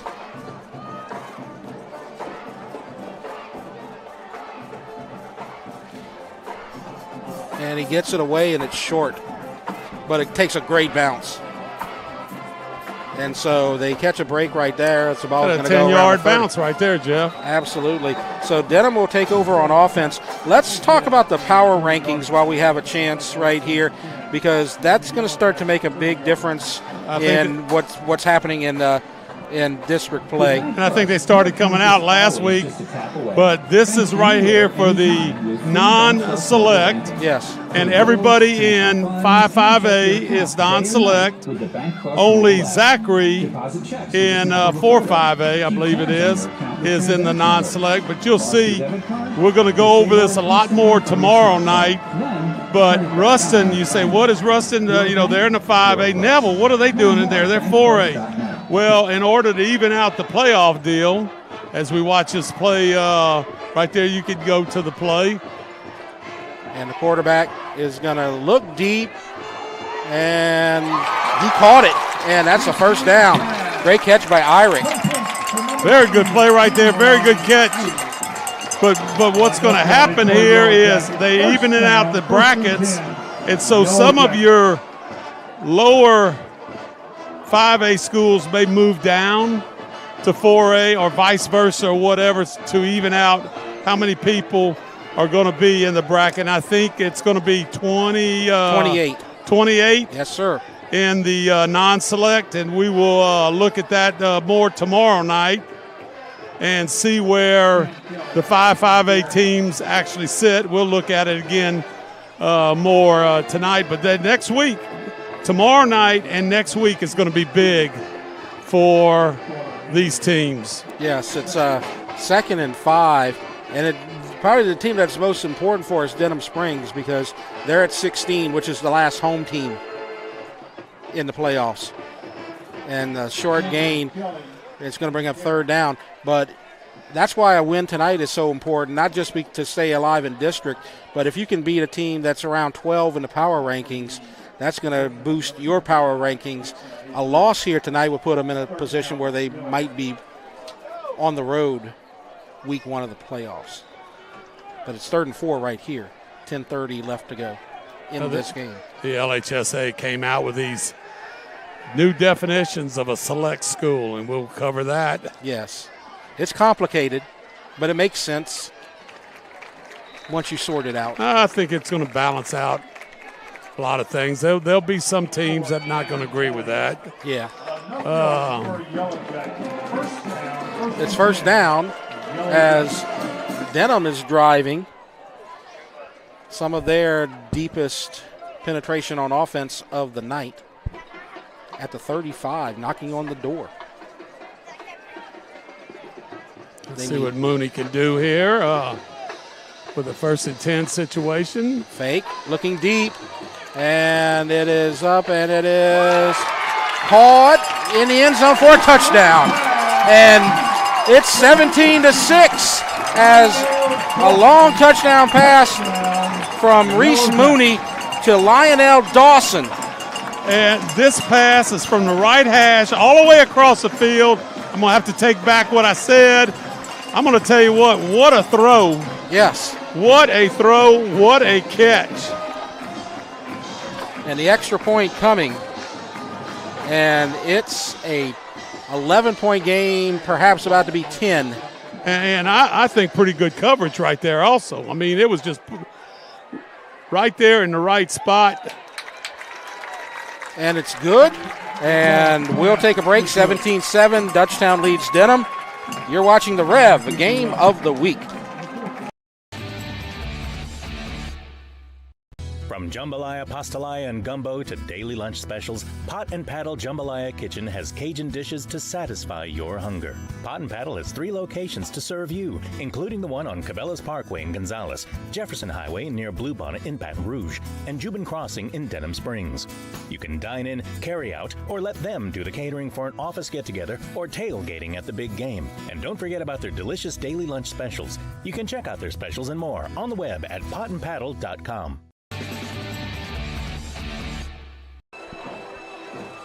It's 17-7, and the scoreless streak is over for Dutchtown's defense, and Denham Springs is now within 10 as we have a ball game, folks, as Dutchtown will receive this kick, but a beautiful touchdown pass, Swag, from their quarterback Mooney to Lionel Dawson. And we're just about ready for the kick. Yeah, whenever we get time again, we'll want to look, see how. An onside kick. Did Denham recover? What a kick.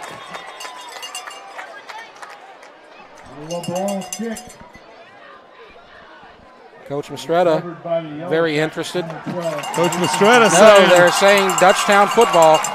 The PA announcer just said Denham Springs ball, but the official says no. Well, I think Coach Mistretta helped him out right there and said, look, Denham touched it right here. Let's see.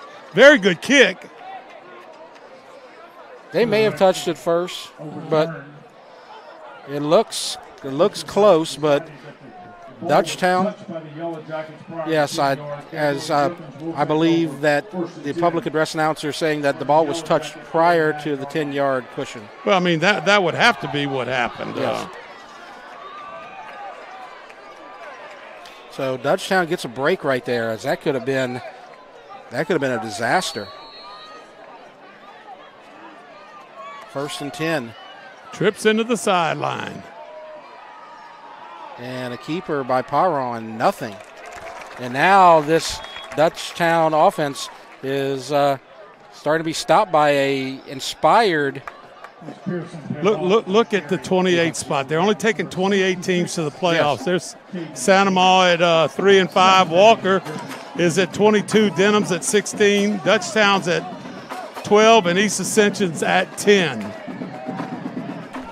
And we're at 2nd down and 10 here on the field. So you could see why it is so important for the Ascension and Livingston Parish schools to win tonight, tomorrow night, and next week. And look at this defense. This defense is playing lights out. Coach Beard's saying, this is what I like right here. I want my defense to be in charge of the game. That's rushing on the tackle for Denham Springs, along with number 2, Lamar Smith. And now it's 3rd down and 12. And you know they are going to go deep in the box. There may be a receiver that can sneak through like we saw with DeSherry earlier tonight. You got a one-on-one pretty tight into the sideline there. And they keep it, and it's 4th down. And a late flag comes in. 2 flags. That may be offsetting. As it looked like Dukes was trying to get free from the ankle tackle, and then the flags flew. So let's wait for the call. That's getting numbers.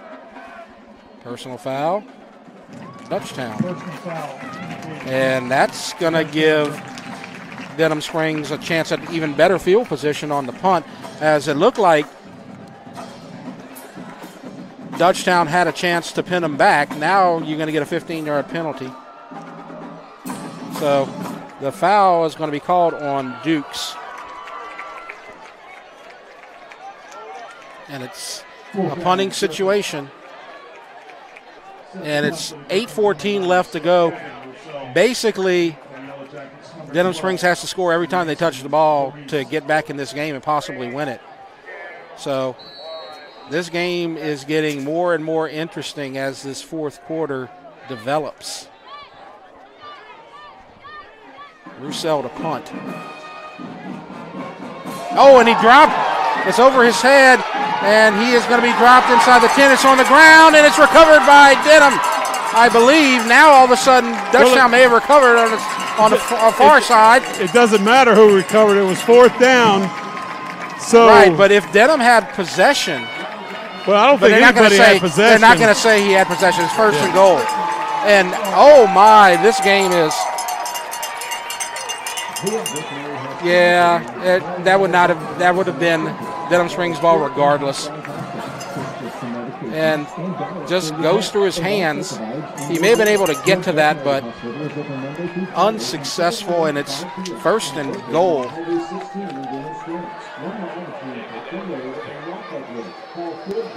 So now, look at this. Goal to go. Denham Springs could cut it to 3. But not on that play, as it's a strip, but they're going to say he's down. Burrell tried to strip it right there. Let's look at the replay. I think Burrell did strip it, but he was down. Yes. Second down and goal. Yellow Jackets. Maybe not. Maybe he wasn't down. I don't know.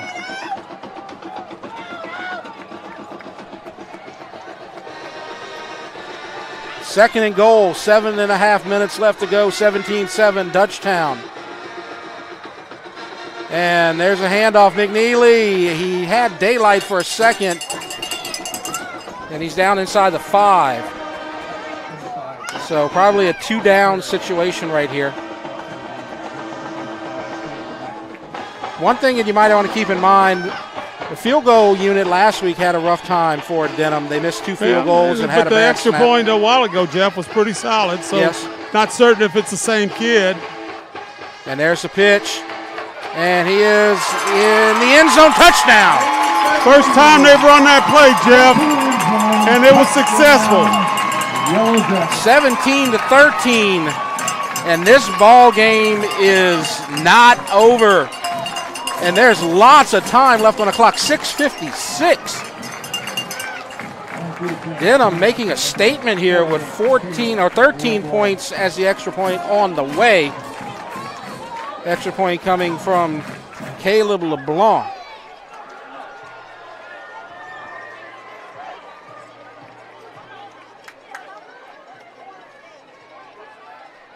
And it is good. It's 17-14, and we'll take a break. You're watching the Rev Game of the Week.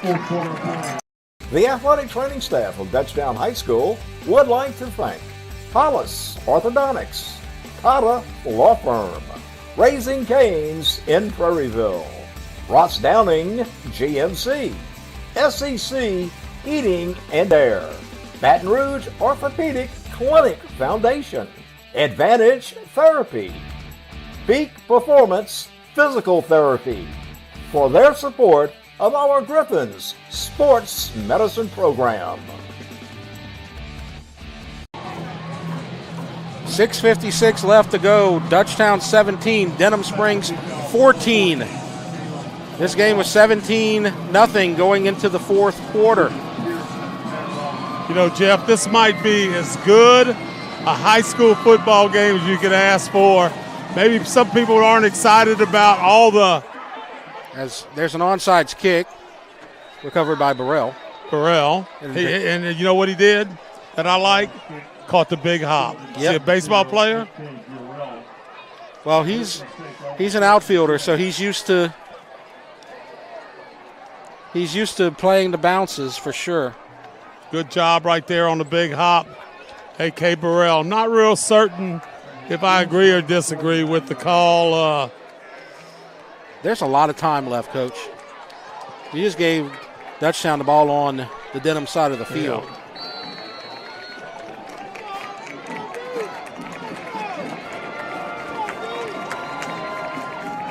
You know, the defensive coordinator may have told Coach Beard, he says, wow, look at that. You don't see that on AK too many times, do you? No, you don't. That's just can't get anywhere. Yellow Jacket fans, stand up on your feet. It's time to stand And you up. see number 72 at the end there, Porter Gibson, with the last parting shot on Burrell. Well, you know, that's how backs on both teams have been running the ball, because you get up to the line, Jeff, there's nowhere to go. And so you either try to break it outside or to the next hole over, but hadn't had much success either side. 2nd and 11. They're just going to run it again. Burrell breaks a tackle, but not the second tackle. Number 32 makes the tackle for Denham Springs, Rancher Miller, and it's 3rd down and long. And that is at the line of scrimmage, and he's a safety. That's at the line of scrimmage, and he's a safety making a play right there. DeSherry tried to block him, but he was able to break through and still make the tackle. And now, a little pressure on the Griffins with 5.5 minutes left to go in the game. So you going to throw the ball down the field here, Jeff, or what you going to do? I don't know. They're going to throw it.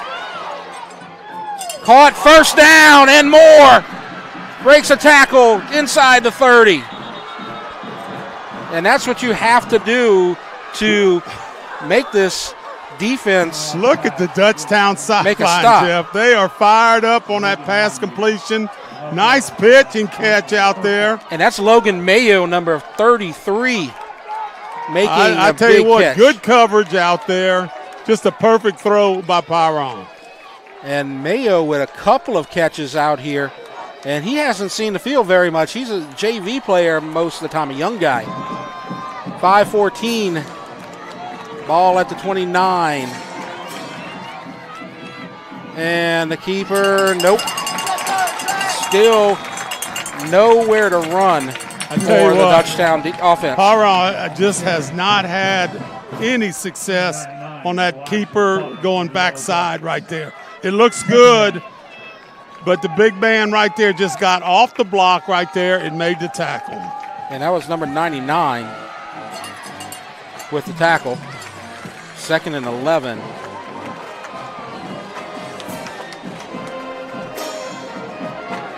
And clock running, 4:37. 3 timeouts for both teams remaining. And AK, not much. So this is a passing down, Coach. So you would think with the nice completion and a 1st down by Dutchtown that the momentum one might be on their side, and maybe so, but I'm telling you, Denham Springs is playing lights out right now defensively. And their offense hasn't been too bad either. So we had this situation a while ago when there was a sprint out pass. 3rd and 11. A 1st down might make them have to spend some timeouts. Under 5 seconds.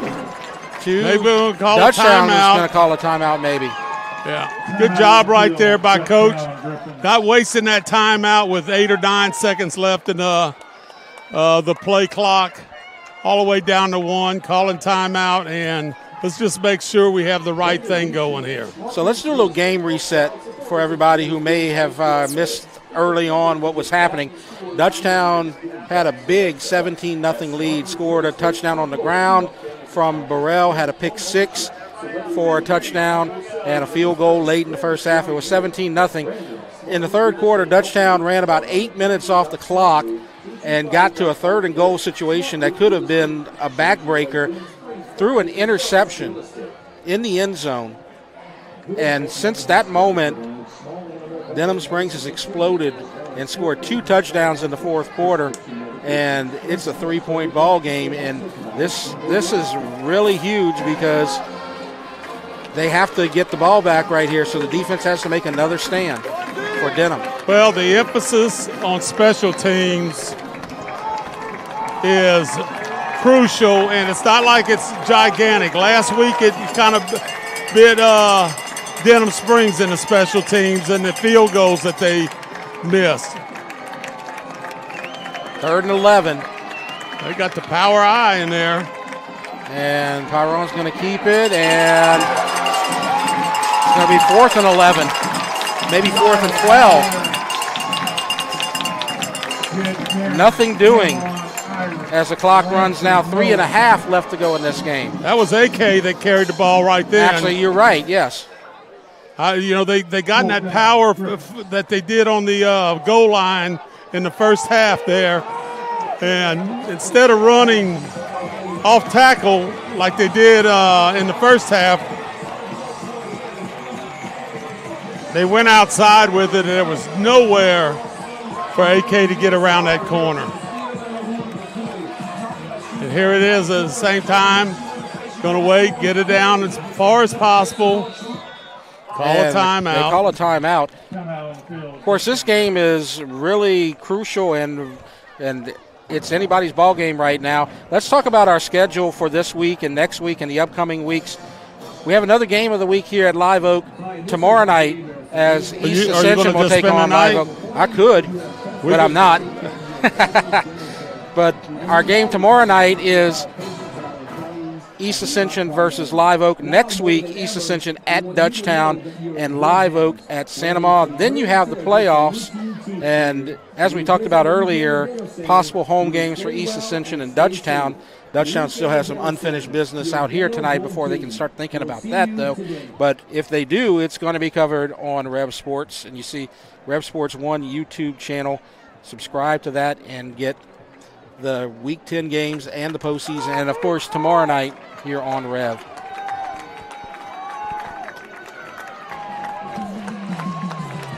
Fourth and 12. And Pyron is in the game. They're going to go for it. Well, it's too far to kick a field goal. If he throws an interception, it works like a punt. Pyron looking left all the way, pressure. Jump ball to the end zone. DeSherry's there, misses, incomplete. And just hoping for a miracle right there, or maybe a pass interference. The best part of that play then is Pyron threw the ball, got it down there. And, the worst thing that Denham could have done is intercepted it there and got it back on the 20, or tried to run it out and get tackled where it just increase your distance that you have to go for a score. Now the advantage that Denham Spring has, their quarterback can throw the football. Yes. The advantage that Dutchtown has, their secondary can cover pretty doggone good. Absolutely. 2:47 and 3 timeouts for the Yellow Jackets. First time they've been in this formation, doubles right here. Rolls out, short side. Pass, caught. Good yardage on first down. It's going to be second and short. Sprint out into the sideline. Micah Harrison with the catch. This has been a great one here in the second half. Denham Springs trying to come all the way back from a 17-0 deficit late in the third quarter. Into the fourth quarter, matter of fact. 2nd and 1.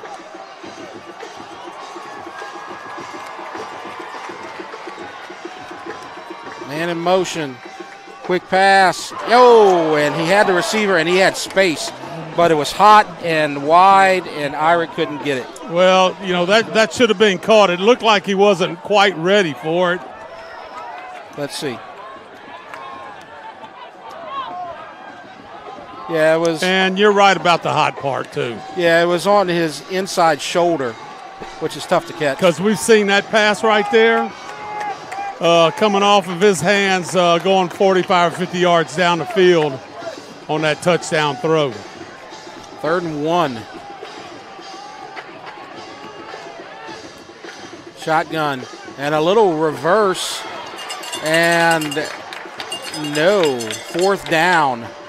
Good pursuit by the defense. Looks like that was McCaffrey on the tackle. Yeah, they call that the old sprint draw. Used to be under center and do it. Now they're doing it out of the shotgun. And that was the first time I've seen them run that play tonight. And now it's 4th and 1. Denham calls a timeout. And so now, Coach, now this is maybe the play of the game because you just spent a timeout. If you don't convert on 4th down, you got about 2:20 left in the game and 2 timeouts. Dutchtown could not run the clock out, but they could run it pretty deep if they can make a stop right here. So what you thinking? I know, you're going to run the ball here. And if you get it, that's going to stop the clock.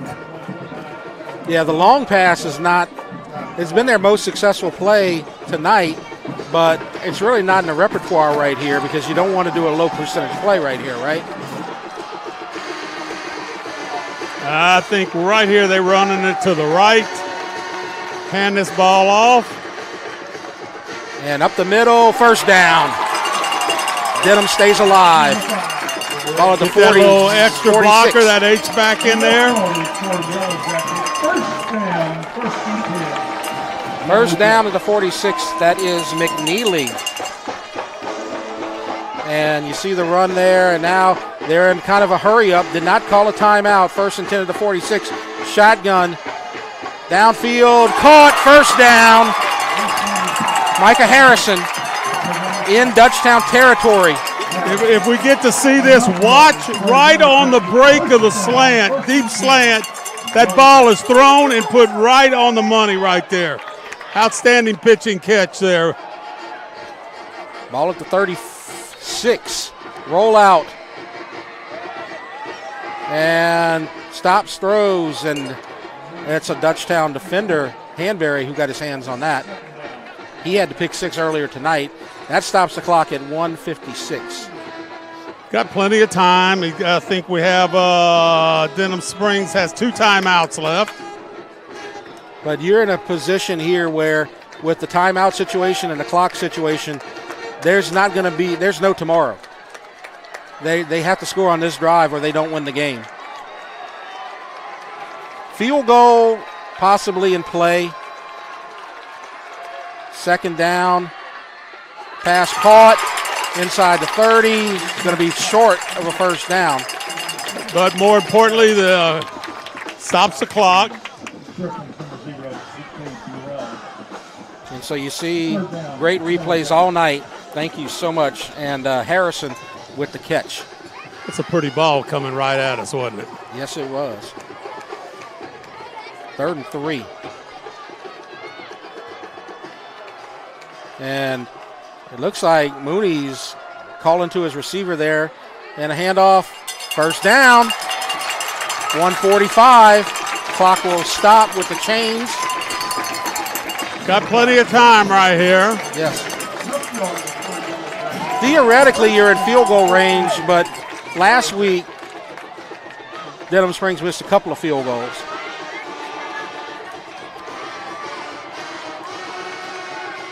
Man in motion, 1.5 left. And they're going to go a little slant. He dropped it, and that could have been 6. He dropped it. That was possible game breaker right there. Lionel Dawson, look at it, Coach. It's the exact play they ran just a while ago to the other side. Nope, take that back.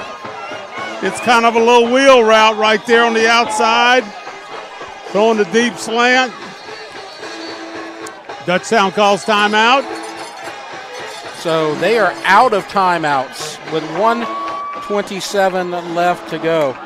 And again, to kind of give you a recap of what's at stake here, of course, power rankings and home playoff games are a big deal. And Denham Springs, with a win here, could put themselves in a home playoff game position. But in district play, they could also stay alive in district with a victory. If Dutchtown wins the game, they cannot win district. They would lose their second game in district play, and Dutchtown would remain undefeated in district play. So they have to win to stay alive in district. They have to win to stay in contention for a home playoff game. So a lot at stake here for Denham Springs. For Dutchtown, a win here gives them a shot at a district title next week. Even if they lose, they could still play for a district title.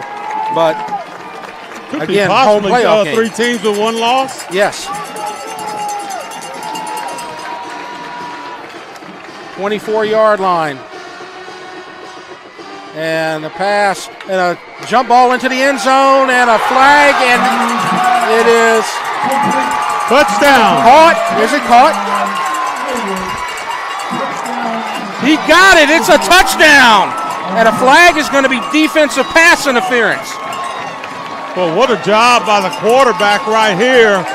Backing up just to extend the play as long as possible. So it's a lead for Denham Springs, 20 points plus in the fourth quarter. And the extra point coming. All right, we're going to watch it here after the extra point. And look, I'm going to just give these Denham Springs people credit. Nobody's left this stadium. This is a shocking development on a team that hadn't given up points in district play all season.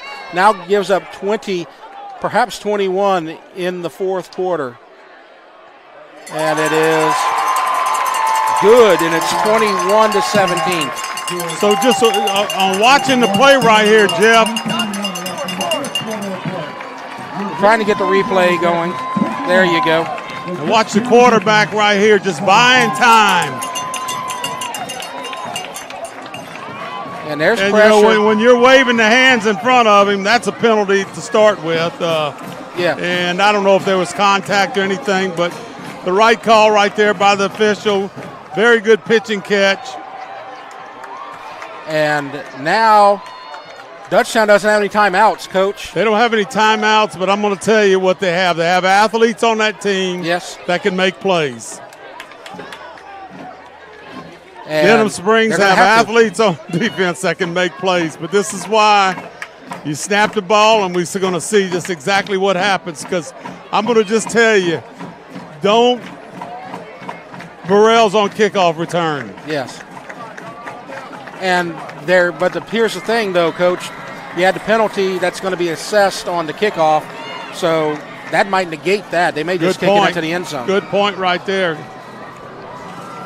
But you know what? It may not get down there. And maybe for the first time tonight, we're not going to see 8 guys in the box, Coach.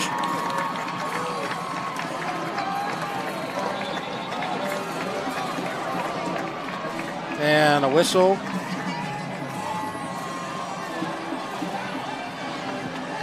Now we're ready. I know one thing you're not going to see is onside kick. No. They 0 for 2 on that, I believe, in the last 2 kickoffs. You see on the far side, Coach Mastretta talking to an official. He's not happy with something, and he's staying on the field right now. Not sure what he's upset about.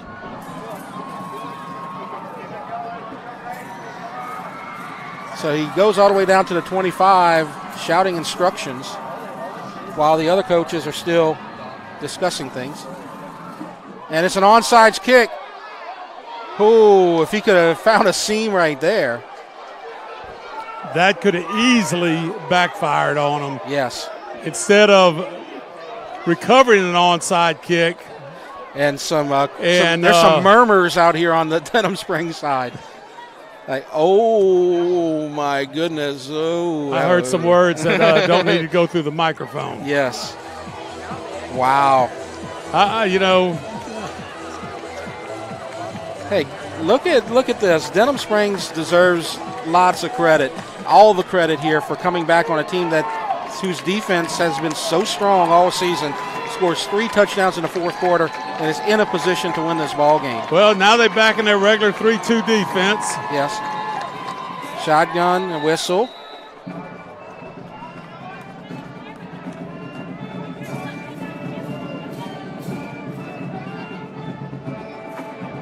I'm not seeing what happened right there. I don't know. And maybe one of the more important, no flag, one of the more important plays in that series was the extra point, because now the field goal will not tie it. So they have to get into the end zone and win this game in regulation. Shotgun, Byron, pressure, sack. Ball's on the ground, but I believe it's whistled dead. And they're going to have to hurry. They have to hurry. 1:04 left to go. Well, when you're running vertical routes down there, it takes a little while to get back. 58. Pressure again, sacked again. They have to hurry. 48, 45, and the verticals are coming back. And now they're ready. 36. That's a 34-man rush. And it's nearly picked off, as they had the Sherry open in space, but Pyron missed them, and it's 4th down. So this is it. How has this game turned, Coach? And Coach Beard, I had somebody tell me he likes to win games with defense, and he's getting his wish right here. And it's 4th down at the 28. They need to get to the 47. It's 4th and 19. Shotgun. Deep. Caught by Burrell. Trying to break a tackle. First down! What a play by Burrell. What a pass 24. by Byron. 24 on the clock. No timeouts. Do they just clock it right here? They do. 23. They're still running that clock. They're gonna do something about that. There should probably be about 22 seconds left at least. 23 maybe. Great replay right there. Look at Burrell with the catch. Has to get through 5 guys. And has to get in. I'm going to just say I hope he knew it right there, because he looked like he knew exactly what he had to do to get 5 more yards after that catch. Did a heck of a job. So they're back to 22. That's what I had expected. Ball in midfield. Now a whistle. Got a 3-man rush, and last time a linebacker came, and you have 5 offensive linemen and a running back in the protection.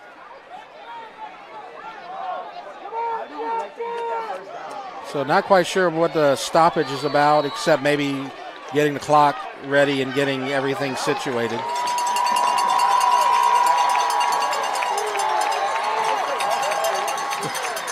Shotgun, pressure, deep, up for grabs, and deflected, incomplete.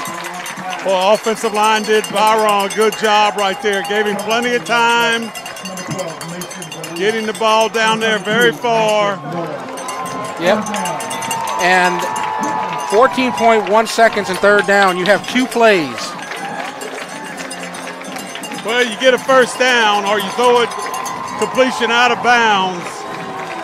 You know, you can move it down there a little further to where you can throw it in the end zone on the last play. Shotgun. Steps up, and he's going to lose it. And are they going to say incomplete or a fumble? Incomplete. Incomplete. I see the white hat back there. 9 seconds. And this is it.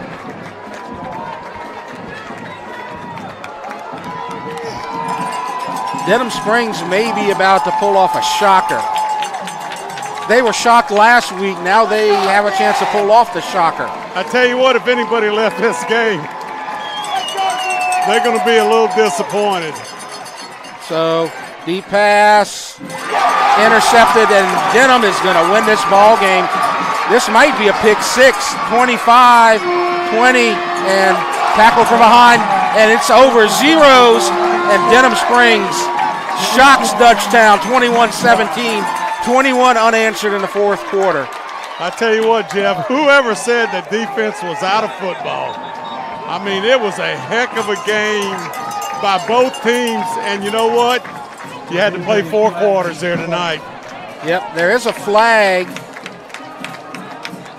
We got to sort it out. Well, you might have had a block on that return. That was either low or in the back.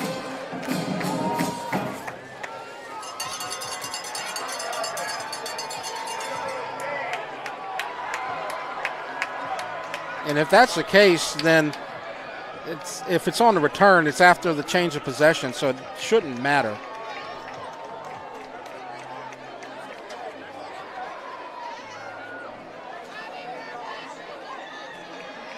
And so that's the game.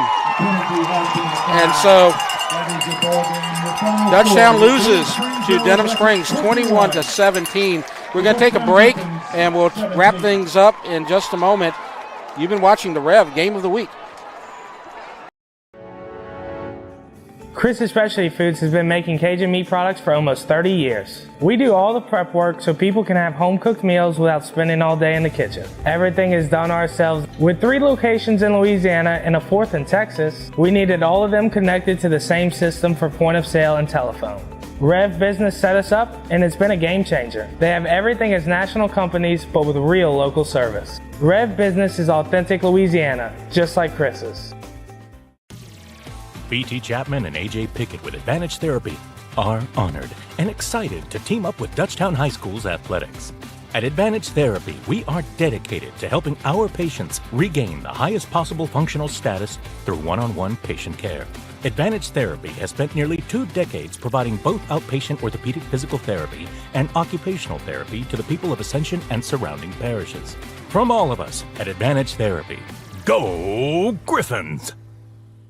Dr. Brian Hollis is Ascension Parish's orthodontist. Dr. Hollis has an excellent reputation for bringing state-of-the-art technology and the highest standard of patient care to Ascension.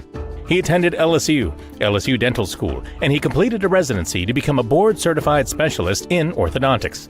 An avid supporter in our community, Dr. Hollis is married to Celeste Pyron Hollis, and they have 4 children.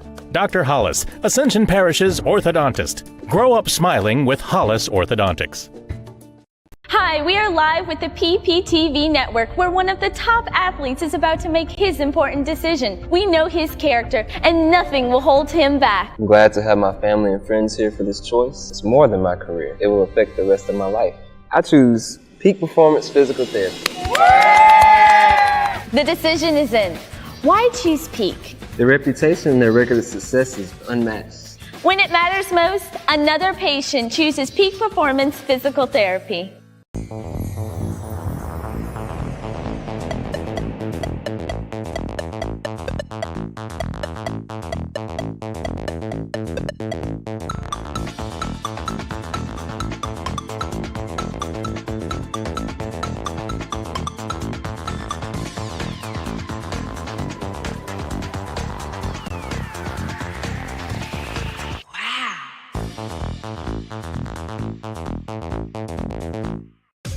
For your car. The Ross Downing Buick GMC Buying Center wants to buy your car. It's fast, easy, and fair. No matter what make, no matter what model, no matter what mileage. The Ross Downing Buick GMC Buying Center wants it. And we'll pay you cash for it, even if you don't buy from us. It's the Ross Downing Buick GMC Buying Center in Gonzales.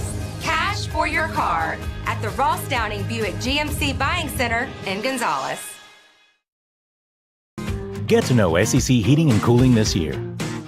Locally owned and operated by Stephen Conyer since 2013, SEC Heating and Cooling works with residential and commercial customers in Ascension, East Baton Rouge, Livingston, and surrounding parishes. SEC specializes in preventive maintenance, repair, and complete changeout and installation of energy-efficient central air systems. From professional sales and expert installation of central AC systems to repairs and ductless AC systems, we can handle all your needs. For total peace of mind, call SEC today. No one teaches you what to do immediately after an accident. Once everyone is safe, your first call should be to an attorney, not the insurance company. Don't let the insurance company take advantage of you at your time of need. Call the Title Law Firm. We'll walk you through what you need to do in real time. But you can take advantage of the Title Law Firm's 30 years of experience. Before you call your insurance, make a free, no-obligation call to the Title Law Firm. Call 756-0007 when you're injured. You gotta call. You gotta call Title. And we're back, and we've witnessed a shocking fourth quarter here at Live Oak. Denham Springs, the home team tonight, trailing 17-0 in the fourth quarter to a team that has won 5 games in a row, hadn't given up a point in 17 quarters, and Denham scores 21 on them and pulls off a just unspeakable shocker, Coach. Well, you know, when you have a situation like this, Jeff, you know, it's not necessarily a play that a coach calls or whatever.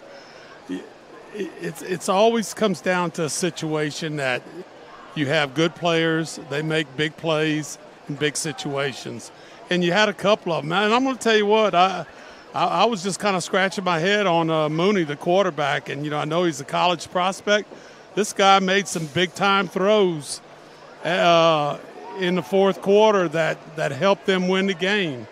But, you know, he can't do it by himself. You know, his offensive line had to do some protecting. Kids had to catch balls. And they just made some crucial, critical plays. And, you know, when I made the statement earlier that Coach Beard likes to win games defensively and hard-nosed. And evidently that's how his kids are, because they played hard-nosed defensively and offensively. It didn't look good for them, especially at halftime, but they came out and they made some plays. You know, Dutchtown hurt themselves with the bad snap or the non-catch or whatever you want to call it on the punt team. And that's why you play for 4 quarters, buddy. Yep. And that's why you never give up.